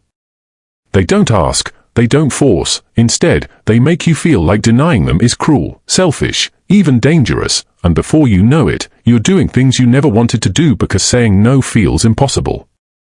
And this isn't just something individuals use. Entire organizations, entire movements have been built on emotional blackmail. Take organized crime. The mafia doesn't just rely on violence, they manipulate loyalty, family ties, and unspoken debts. A small favor is granted, a gesture of kindness, but there is an unspoken rule. Refusing to reciprocate is betrayal. Walking away doesn't just feel dangerous, it feels morally wrong. That's how deep emotional blackmail can go. But it's not just crime syndicates. This trick is everywhere. In relationships, where one partner threatens to leave or fall apart unless they get their way. In families, where someone controls everyone through outbursts or silent treatment. At work, where employees are made to feel guilty for setting boundaries, and it always follows the same pattern. First, the manipulator makes a demand, subtle or direct. They want something from you, but instead of asking, they set a trap. Next, they trigger guilt, fear, or obligation. Maybe they act hurt, maybe they explode in anger, maybe they pull away emotionally, and finally, they offer you a way out. If you just do what I say, everything will be fine, and just like that, you're trapped, not because you can't say no, but because saying no feels like it will destroy everything. So, how do you break free? It starts with recognition. If someone makes you feel like your emotions are being used against you, step back. If setting a boundary results in threats, guilt tripping, or emotional punishment, you're being manipulated, and the key to breaking free isn't to argue or to justify or to explain. It's to refuse to play the game, because here's the truth. Emotional blackmailers don't want love, they don't want fairness, they don't want respect, they want control, and the moment they realize they can't control you anymore, they either escalate their tactics or move on to their next victim. Number 33. Brainwashing. In today's world, you see people so brainwashed. They seem disconnected from reality, they believe the unbelievable, they defend the indefensible, they reject even the most obvious truths. But how do people get to this point? What exactly is brainwashing, and how does it happen? Brainwashing isn't just an idea from dystopian fiction, it's real, it's effective, and the terrifying part, no one is truly immune. One of the most chilling real-world examples, the Jonestown Massacre. In 1978, over 900 people, including children, died after drinking cyanide-laced punch on the orders of cult leader Jim Jones. These weren't mindless followers, these were ordinary people who had been conditioned step by step until their critical thinking was completely overridden. They truly believed they were making their own choice. That's the power of brainwashing. It doesn't force you to change, it makes you want to. So, how does it work? It follows a pattern: isolation, destabilization, indoctrination. Reinforcement. First, isolation. When you control the information someone has access to, you control their perception of reality. Jim Jones moved his followers to a remote compound in Guyana, cutting them off from outside influence. In everyday life, this happens through media bubbles, extremist groups, and even toxic relationships where only one perspective is allowed. The more someone's worldview is shaped by a single source, the less they question it. Next, destabilization. Break down mental defenses, create fear, confusion, exhaustion. Cults use endless sermons, emotional breakdowns, and erratic punishments. Governments use non-stop crisis narratives, making people feel too overwhelmed to think for themselves. The more mentally drained someone becomes, the more they rely on the manipulator to make sense of things. Then comes indoctrination. Here's where new beliefs are implanted. If you conform, you're praised. If you question, you're punished. In cults, doubting the leader means exile. In real life, questioning the wrong ideology can get you cancelled, shunned, or socially ostracized. Over time, this rewires the brain. And finally, reinforcement. Once brainwashing is complete, the new identity is constantly reinforced through rituals, slogans, echo chambers, and identity loyalty. At this point, people stop questioning not because they've been silenced, but because their beliefs are now tied to their identity. They don't feel brainwashed, they feel enlightened, and that's the scariest part. Brainwashing doesn't feel like brainwashing when it's happening to you, it feels like truth. So, how do you protect yourself? Step 1. Awareness. Brainwashing works by making critical thinking feel unnecessary or even dangerous. The moment you feel pressured not to question something, that's a red flag. Step 2. Diverse perspectives. If you're only hearing one side, you are being controlled, even if you don't realize it. Step 3. Watch your emotions. Fear, guilt, outrage. These are the tools used to override logic. If your emotions are being used to control your beliefs, stop and ask, who benefits from me thinking this way? Because once your mind has been rewritten, you won't even realize it happened. Number 34. Playing on insecurities. Everyone has insecurities, those small whispers of doubt that creep into the back of your mind. Am I good enough? Do they really like me? What if I fail? Now, imagine someone knowing exactly what those insecurities are and using them to control you. This is one of the darkest psychological tricks, weaponizing insecurities to manipulate behavior. And it happens everywhere. Relationships, workplaces, politics, even in the ads you scroll past daily. Take Bernie Madoff's Ponzi scheme for example. He didn't just steal billions, he exploited his victims' deepest fears. He preyed on wealthy investors, terrified of missing out, made them feel special, chosen, like part of an exclusive club. Once he had them hooked, he used their greed, their self-doubt, and their need for status against them. The result? People kept handing him money, ignoring the red flags waving right in front of them. That's how this manipulation works. It starts by identifying your deepest fears or desires, and then twisting them. A romantic partner might subtly make you feel unattractive, so you seek their approval. A boss might imply you're replaceable, pushing you to overwork just to keep your spot. A so-called friend might remind you of your failures to keep you in check.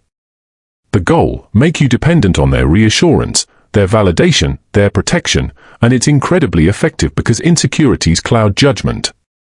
When someone makes you feel like you're not enough, you begin to second-guess yourself. You start working harder, proving yourself even if it costs you your dignity, and they control the supply of validation. They give it, take it away, make you chase it. You're stuck in a loop of trying to earn something they've conditioned you to need. Social media is a breeding ground for this. Algorithms thrive on insecurity. They show you ads that make you feel unattractive, unsuccessful, like you're behind in life. Influencers flaunt curated lives that make yours feel dull. Companies sell you solutions to problems you never had until they told you you did.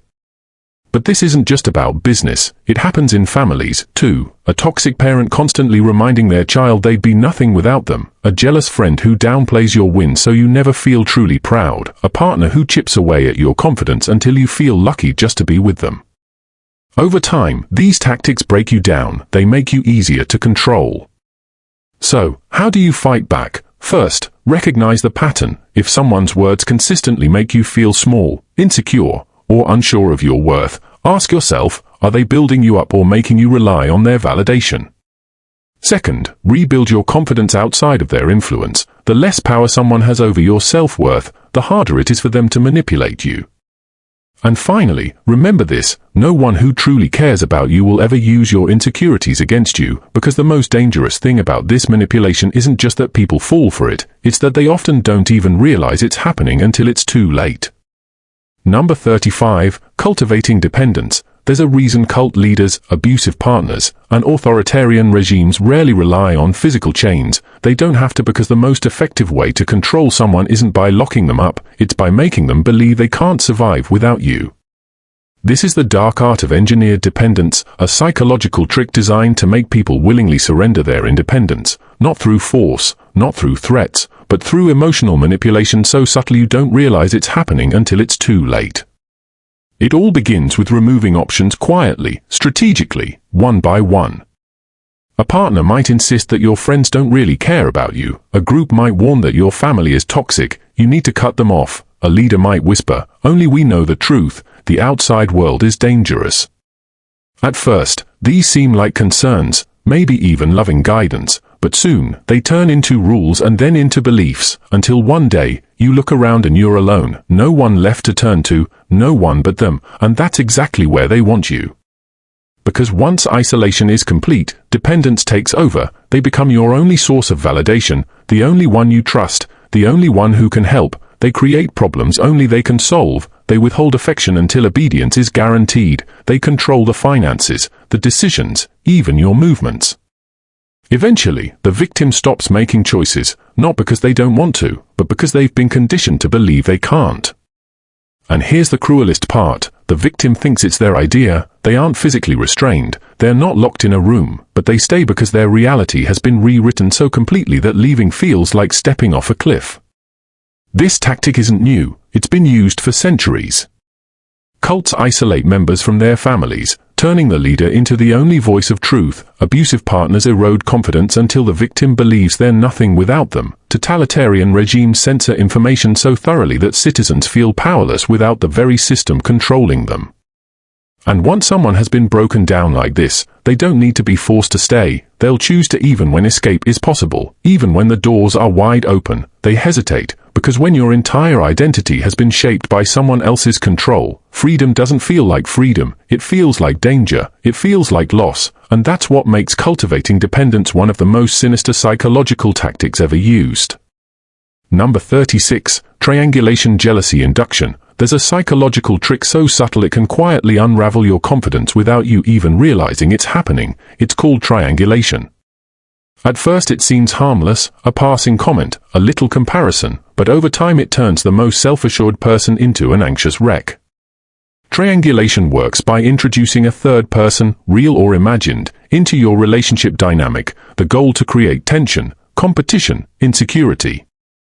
Imagine this, a controlling partner casually mentions how attractive someone else is, they compare you to their ex, implying you're falling short, or they hint just enough that someone else is showing them attention. Nothing direct, nothing confrontational, just little seeds of doubt dropped carefully, methodically, and suddenly you're second-guessing yourself, competing for their approval, trying harder, giving more just to feel secure again. That's triangulation. But it doesn't stop there. The next stage is jealousy induction. Now, it's not just passive comments, it's deliberate actions. They flirt in front of you, they praise someone else right in your presence, they make sure you see the likes, the comments, the text messages, and every time you try to bring it up, they downplay it. You're being paranoid, you're too sensitive. But here's the truth, it's not about the third person, it's about control, because the more unstable you feel, the more desperate you become for reassurance. You stop asking, is this relationship good for me, and start asking, what can I do to be good enough? This tactic doesn't just show up in romantic relationships, it appears everywhere, in workplaces where toxic bosses pit employees against each other, favoring one just enough to keep everyone else on edge, in families where a parent constantly compares their children, creating rivalry instead of connection, even in politics where leaders divide their followers into factions, making them compete for attention, resources, or righteousness. Why does it work? Because humans are wired for social validation. When someone you care about, someone you admire, suddenly introduces competition, your brain goes into survival mode. You crave their approval, you fight for their attention, and that fight is exactly what the manipulator wants. They've got you focused on them, not yourself, not your worth, not your needs. So, how do you stop it? First, recognize the pattern. If someone is constantly making you feel like you're in a competition, step back and ask, who's really benefiting here? Second, refuse to play the game. When you stop reacting to the bait, the comparisons, the jealousy plays, they lose power.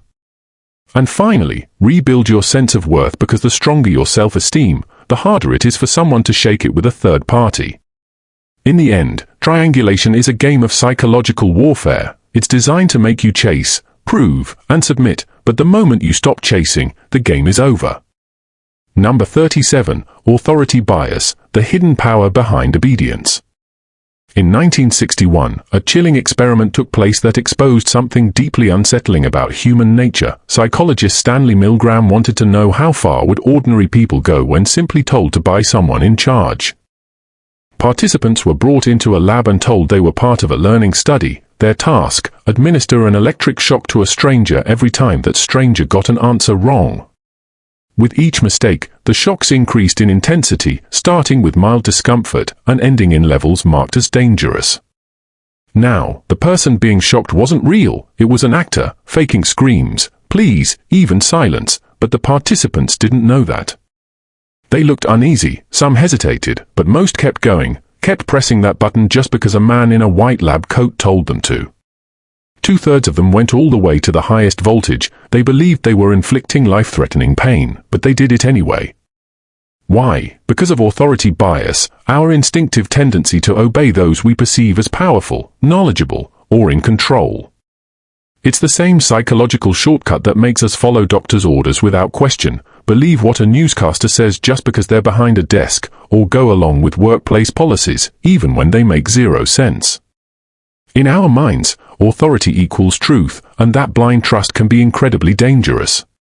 Throughout history, corrupt governments have exploited it to justify atrocities, corporations have used it to silence whistleblowers, cult leaders have demanded and received absolute loyalty even to the point of death. Authority bias works because the brain is wired for shortcuts. You see a uniform, a badge, a confident voice, you automatically assume they know better than you, and the more confident they sound, the harder it is to challenge them. That's why scams work so well when someone pretends to be a police officer or a government official. It's not logic that's triggering your response, it's subconscious obedience, and when fear is added to the mix, that bias becomes nearly unbreakable.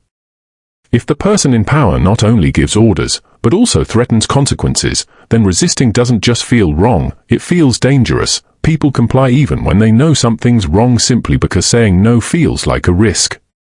And here's the scariest part, you don't even need real authority to trigger this response. All it takes is the illusion of power, a confident tone, a title, a clipboard, even just acting like you're in charge. That's all it takes for most people to surrender their judgment, because the most effective manipulation doesn't force obedience, it makes you feel like you're doing the right thing by obeying.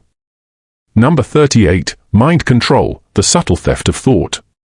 What if I told you that your beliefs, your opinions, even your memories could be rewritten, not through force, not through hypnosis, but through subtle, calculated influence you don't even notice?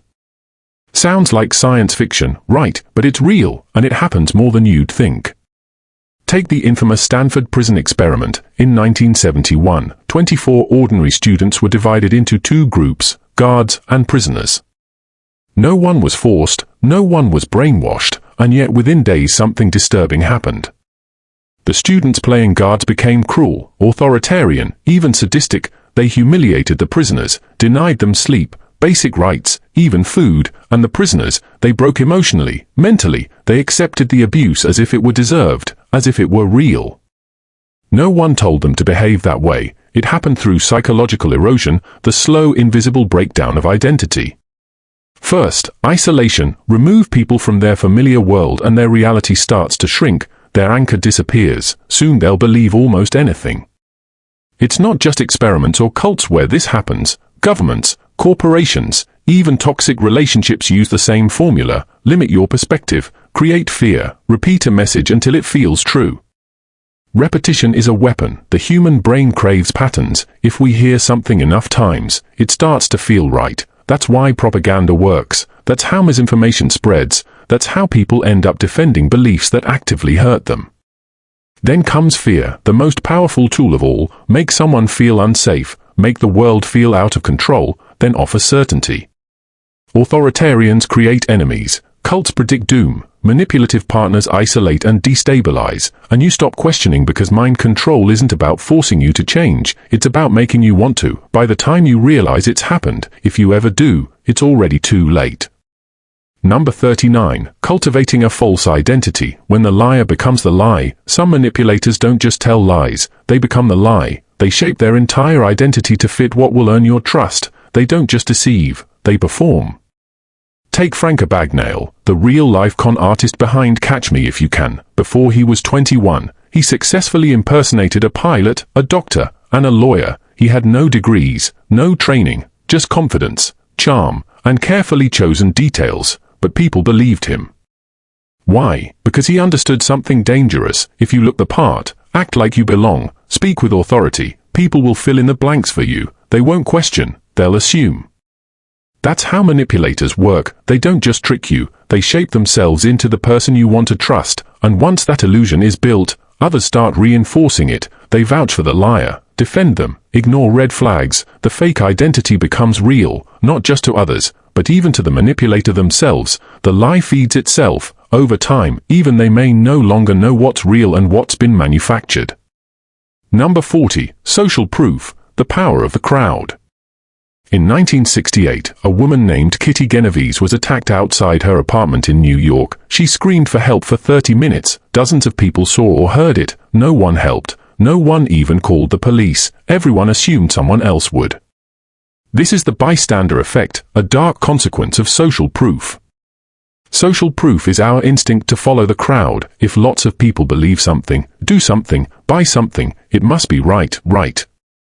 It's why we line up outside busy restaurants, why we buy products with 5,000 plus 5-star reviews, why trends explode overnight. But when social proof is manipulated, it becomes a weapon. Advertisers use it, millions love our product, scammers use it, fake reviews, bots hyping up a cryptocurrency, propaganda machines use it, repeat a lie until it sounds like truth, because once people see mass approval, even if it's fake, they start to believe it. And here's the chilling part, you don't need 1 million real followers, just enough to create the illusion that everyone else believes, and when enough people buy in, even skeptics fall in line, we stop questioning, we follow the crowd, and all the while, we believe the decision was ours. Number 41. Obligation, the hidden chain you didn't see coming. A friend buys you lunch, later, they ask for a favor, you feel like you should say yes, even if it's inconvenient. That's reciprocity, it's natural, it holds society together, but when used deliberately, it's one of the most subtle forms of manipulation. In the 1970s, members of the Hare Krishna movement handed out flowers to strangers in airports, no strings attached, just a gift. Moments later, they'd ask for a donation, and most people gave them money, not because they wanted to, but because they felt obligated. That's the power of unspoken debt. It doesn't force you, it makes you feel like saying no is wrong. In relationships, this plays out when a partner showers you with affection, then guilt trips you later for not appreciating all they've done. A friend who always pays the bill might later ask for something big, and you say yes, even if you don't want to. It turns generosity into a trap. Even companies use this, free samples, gifts in the mail, let us help you first, then they ask for something in return, and we say yes, because saying no suddenly feels rude, ungrateful, wrong. But here's the truth, not every favor needs to be repaid, not every gift is truly free. The moment a kind gesture makes you feel trapped, ask yourself, was this really generosity or was it a transaction in disguise? Number 42. Stockholm Syndrome, when survival rewrites loyalty. There's a moment in every hostage situation when you'd expect the victim to be filled with fear or rage, a desperate drive to escape, but sometimes something strange happens. Instead of hate, they feel loyalty. Instead of resisting, they begin to defend their captor. Sometimes they even fall in love. Sounds impossible, right? But it's not. The term Stockholm Syndrome comes from a real event in 1973. A bank robbery in Sweden turned into a 6-day hostage crisis. 4 people were locked inside a vault, terrified, powerless, but when the police finally rescued them, something bizarre happened. The hostages defended their captors. One of them even raised money for the robbers' legal defense. And this wasn't an isolated case, it's been seen in kidnappings, cults, abusive relationships, even in prisoner of war camps. But Stockholm Syndrome isn't a sign of weakness, it's a survival mechanism. When someone is trapped and powerless, the brain stops trying to fight and starts trying to adapt. Their captor controls everything, food, movement, even the right to live, and so the brain rewires fear into something else, attachment. It often begins with small acts of mercy, a kidnapper allowing their hostage to eat, an abuser who says sorry after an outburst, a cult leader who offers protection from an imagined threat, tiny gestures that start to look like compassion. Suddenly the abuser becomes the savior, and when the same person causes your pain and relieves it, your mind clings to the relief. Then comes isolation. The victim is cut off from the outside world with no one to challenge the new reality. Soon they stop questioning and start justifying. That's why abuse victims often defend their abusers. That's why some hostages refuse to escape even when given the chance. It's not logical, it's not rational, it's survival. And once dependency sets in, when the only way to stay safe is to keep your captor happy, you stop resisting altogether. You might even start working for them. That's the terror of Stockholm Syndrome. The mind will betray itself to survive, and by the time the victim realizes what's happened, if they ever do, it's already too late. Number 43. Learned helplessness, when freedom stops feeling possible. In 1974, the world was stunned by the case of Patty Hearst. She was a wealthy heiress kidnapped by a militant group called the Symbionese Liberation Army. At first, she resisted. She was beaten, locked in a dark closet, isolated for weeks, but months later, there she was robbing a bank alongside her captors, armed with a gun. How does that happen? How does a victim turn into a willing participant? It's not just manipulation, it's psychological breakdown. This is learned helplessness. When someone is trapped in a situation where every effort to resist fails, the brain adapts in a disturbing way. It stops trying altogether. This was first discovered in an experiment with dogs. They were placed in cages with electric floors. At first, the dogs tried to escape, but after being shocked repeatedly with no way out, they gave up. And here's what's terrifying. Even when the cage door was opened, they still didn't leave. They had learned that nothing they did would matter. This is what happens to victims of abuse, manipulation, and coercion. They stay even when there's a way out. Why? Because by then, their brain doesn't believe escape is possible. It starts with unpredictable reward and punishment. One day, the captor is kind. The next they're cruel. The victim's brain becomes exhausted, too focused on surviving to think clearly. Then comes self-doubt. Manipulators chip away at confidence, repeating, "You're weak. You can't survive without me. You're lucky I put up with you."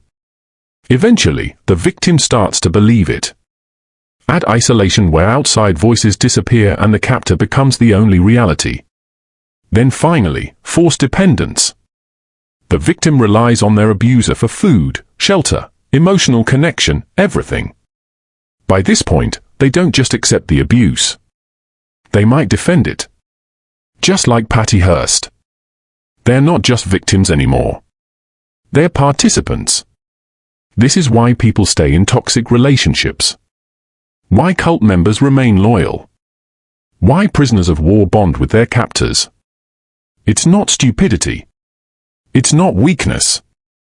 It's the brain trying to survive. And the scariest part, once someone believes freedom isn't possible, they stop looking for it. And once a suggestion takes hold, it's nearly impossible to undo. That's the true horror of it. A single phrase, a carefully worded statement, a slight shift in tone, it can rewrite someone's perception of reality forever. So ask yourself, how many of your beliefs are actually yours? And how many were planted there without you ever realizing it? Number 54. Pacing and leading. You ever meet someone who just gets you? Someone who seems to be on your wavelength, saying the right things, making you feel like they understand you better than most. You trust them, maybe even follow their advice because, well, it feels natural. But what if that was engineered? What if they weren't just understanding you, but leading you without you even realizing it? This is called pacing and leading.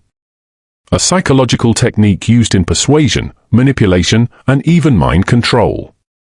It works by first matching the person's thoughts, emotions, or behaviors, pacing them before subtly shifting them toward a desired outcome. Done correctly, it makes people agree, comply, or follow without resistance. Ever noticed how cult leaders, con artists, or even politicians start by mirroring the frustrations of their audience? I know how you feel. You're tired. You've been ignored. You've been mistreated. That's pacing.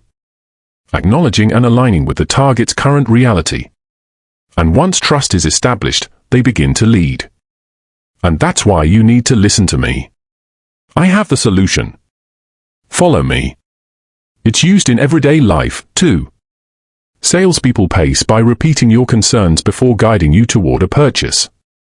Interrogators gain compliance by mirroring body language, speech, and emotional state before steering responses.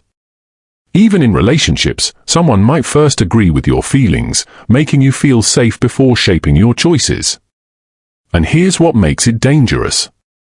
It feels natural. The manipulation isn't forced. It's welcomed.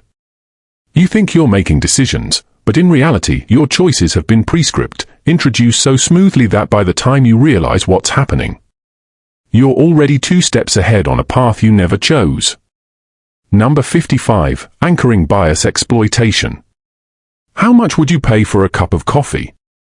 10, 5, 1, whatever number popped into your head first. Chances are it wasn't completely random. It was anchored to something. Maybe the price of coffee at your favorite cafe. Maybe the ridiculous 10 figure I just mentioned. But what if I told you that your perception of value, fairness, even reality itself can be hijacked by a simple trick known as anchoring bias? And the worst part, you'd never even notice it happening. Let's look at a classic example. Imagine you walk into a store and see a high-end watch marked at $10,000. That's absurdly expensive, right? But right next to it is another watch for $2,000. Suddenly, it doesn't seem so bad. Why? Because your brain just got anchored to the first higher price. Even if you weren't planning to buy anything, the comparison makes the second option feel reasonable. When in reality, it's still overpriced. This trick isn't just used in sales, it's everywhere. Ever noticed how restaurants have 1 or 2 ridiculously expensive dishes on the menu? Those aren't meant to be bestsellers. They exist solely to make everything else seem affordable. Marketers, salespeople, even politicians all use anchoring to subtly control how you perceive information. But it gets darker. Anchoring isn't just about money. It can manipulate beliefs, emotions, even decisions. Imagine you're negotiating a salary. The company starts by suggesting a figure far below what you expected. You push back and they generously raise the offer a little. Now, instead of negotiating based on what you deserve, you're negotiating based on the lowball number they planted in your head. And here's where it gets really disturbing. Anchoring is often used to distort reality itself. Let's say a news report tells you that crime in your city has increased by 300. But they don't tell you what the baseline was. Maybe there was only 1 case last year. Now there are 4. But by anchoring you to that big percentage, they make the change seem terrifying. Your perception of safety, of urgency, even of what needs to be done shifts just because of a single carefully placed number. Now, think about personal relationships. Have you ever been in a conversation where someone subtly set a standard? Maybe about what's normal in a relationship, how much effort someone should put in, or what's considered too sensitive to be upset about. That's anchoring, too. A manipulator might start with an extreme statement like, "You're overreacting." This is completely fine. Even if you push back, your mind starts adjusting to that as the baseline. Over time, what once felt unacceptable becomes the new normal, the terrifying truth. Anchoring bias works because our brains crave reference points. We don't judge things in isolation. We compare them to the first number, idea, or emotion we encounter. And once that anchor is set, breaking free from it is almost impossible. The best manipulators don't need to control all your choices, just the first one. Because once that anchor is in place, the rest of your decisions will fall exactly where they want them to. Number 56. The Payan Effect. Imagine a teacher walks into a classroom and secretly believes that half the students are geniuses and the other half just average. Now, no one tells the students anything. No special treatment is announced. Nothing obvious changes, but by the end of the year something incredible happens. The genius students perform dramatically better than the others. Why? Because expectations alone, not resources, not tutoring, not luck. Expectations alone shape their reality. This is the Payan effect. When used intentionally, it can mold people like clay without them ever realizing it. The name comes from Greek mythology. Paimon, a sculptor who fell in love with a statue he carved, and that statue came to life. In psychology, it's the idea that what we believe about others subtly reshapes how we treat them and how they in turn behave. If someone expects greatness from you, you'll often rise to meet it. But here's the dark mirror. If someone expects failure from you, chances are you'll meet that, too. Take the famous Rosenthal and Jacobson experiment from the 1960s. Researchers told school teachers that certain students chosen completely at random were intellectual bloomers. They were told these kids were about to take off academically. The teachers weren't told to act differently. But they did without realizing it. They gave those students more time, more encouragement, more patience. And by the end of the year, those random students actually scored significantly higher on IQ tests. Why? Because someone believed they would. Now, imagine that same effect being used to manipulate. A controlling boss subtly implies you're incompetent, makes little comments that make you second-guess your abilities. Over time, your confidence erodes and your performance follows, or a toxic partner keeps telling you you're lucky to have me until you start believing that no one else would want you. And eventually, you stop considering leaving, even if you're miserable. This is how entire social groups can be crushed under the weight of low expectations. If people are told they're inferior day after day, generation after generation, they begin to act like it. Not because it's true, but because it was expected of them. The Payan effect doesn't just influence behavior. It writes the script for people's futures. And it's quiet. It's subtle. It's devastating. Because when someone else holds the pen and you don't even know it, your life gets written for you. And the worst part, you live it, thinking it was your own handwriting all along. Number 57. Time constraints. Imagine you're in a high-end watch store admiring an expensive timepiece. The salesperson leans in, lowers their voice, and whispers, "This is the last one in stock, and I can only hold this price for the next 5 minutes." Your heart starts to race. The pressure builds. You weren't planning on buying anything today, but suddenly waiting feels like losing. This is the time constraint technique. It's a powerful psychological pressure tactic. One of the most effective ways to make people act against their better judgment. Because when there's a ticking clock, rational thinking is often the first thing to collapse. The brain registers scarcity as a threat, a fear of missing out, of losing an opportunity that might never return. In response, the body floods with cortisol. Stress levels spike and suddenly making a quick decision feels like the only option. Marketers, scam artists, even cult leaders, they all know this trick. By artificially limiting time, they create urgency so intense that people feel forced to act before they can think. This works so well because of something called decision fatigue. When you're under pressure, you lose the ability to weigh pros and cons. So, your brain defaults to instinct. You choose the option that feels easiest, safest, and most comfortable, which more often than not is exactly what the manipulator wanted you to do in the first place. That's why limited time offers are everywhere. Why car dealerships insist a deal expires by the end of the day, even though the exact same offer will still be available next week. But this tactic isn't limited to sales. It's been used to control people on a massive scale. In high-stakes negotiations, leaders will impose last-minute deadlines, forcing rushed, uncalculated agreements.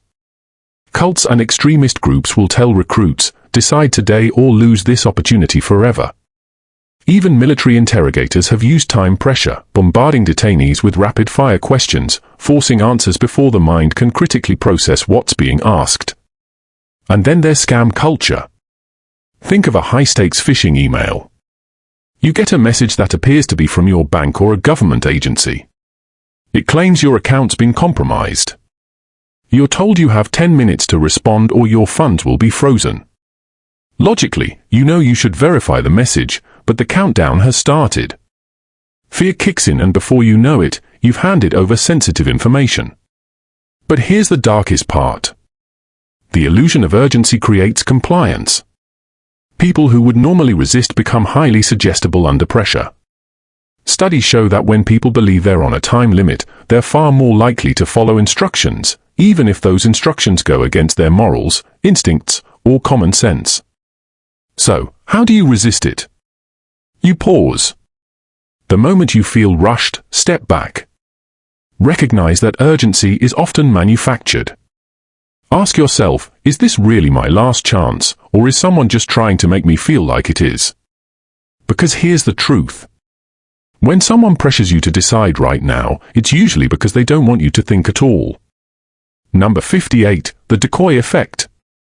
Next time you're about to buy something, stop and ask yourself, did I really choose this or was I subtly led to it? Because what if I told you that many of your decisions weren't fully your own, but were carefully engineered by something called the decoy effect? This psychological trick is incredibly subtle and disturbingly effective. Corporations, advertisers, and even political strategists use it to guide your decisions without you realizing it. It works by presenting you with 3 options, but one of them is a decoy. It's not actually there to be picked. It's just baked to nudge you toward a specific outcome. Let's take a simple example. You walk into a movie theater. You're given 2 choices. A small popcorn for $3 or a large one for $7. Most people hesitate. $7 is more than double the price for just a little more popcorn. Now they add a third option, a medium for $650. Suddenly, the large popcorn for $7 seems like a steal. That $50 difference makes it feel like the best deal. Obvious, irresistible. But here's the thing. You were never meant to pick the medium. It was only there to push you toward the large. This happens everywhere. In subscription services where a best value plan sits right next to a ridiculously overpriced one. In restaurants where one overpriced item makes the intended choice seem like a bargain. Even in politics where a third-party candidate pulls just enough votes from one side to tip the outcome. But this goes beyond purchases. The decoy effect reshapes perception. Have you ever seen a public figure get away with something terrible simply because someone else did something worse? That's the decoy effect. By placing a more extreme alternative next to a bad decision, the original one suddenly feels acceptable, even if it's still wrong. Number 59, the IKEA effect. There's a reason people hold on to ugly handmade crafts. Why parents treasure their child's messy school projects. Why assembling a piece of furniture yourself makes it feel more valuable than a sleek pre-built one. It's not about the quality, it's about the effort. This is the IKEA effect. It's a psychological phenomenon that causes people to overvalue things they've put effort into, even if the final result isn't that great. Named after the furniture giant IKEA, this effect highlights something fascinating. When we build something ourselves, we bond with it emotionally. Studies show that when people assemble an object, they value it significantly more than an identical object someone else put together. The effort creates attachment. And it's not just about furniture. This trick is everywhere. Businesses use it in the workplace. Employees are encouraged to contribute ideas not just because they're helpful, but because it makes them feel personally invested in the company's success, even when they're overworked and underpaid. It happens in relationships, too. One person is made to constantly work for the other's approval. They pour time and energy into the relationship, and that effort deepens their emotional attachment. Even if the dynamic is toxic, cults exploit this ruthlessly. New members are assigned grueling or humiliating tasks to prove themselves. The harder they work, the more invested they feel, and the less likely they are to question the group. The IKEA effect creates a psychological trap. The more effort you put into something, the harder it becomes to walk away, even if logically you should. That's why gamblers keep betting after losing. Why people stay in relationships long after the love is gone. Why employees remain loyal to companies that treat them poorly. Because the mind tells itself, I've worked so hard, this must be worth it. And here's the chilling part. This effect doesn't just apply to objects or people. It can shape belief systems, political ideologies, conspiracy theories, dangerous movements. Once someone has poured time, energy, and part of their identity into a belief, it becomes almost impossible to let go. They'd rather twist reality than admit they wasted their effort. So, next time you feel deeply attached to something, ask yourself, do I truly value this? Or have I just worked too hard to walk away? Number 60, the endowment effect. The endowment effect is one of the most insidious psychological tricks because it plays on something deeply personal, our sense of ownership. Once we own something, even briefly, we assign it more value than it actually deserves. Imagine walking into a store. A salesperson hands you a sleek, expensive-feeling pen. Try it out, they say. You scribble a few words, roll it between your fingers. In just seconds, it starts to feel like yours. So, when they tell you it costs more than you plan to spend, it feels worth it.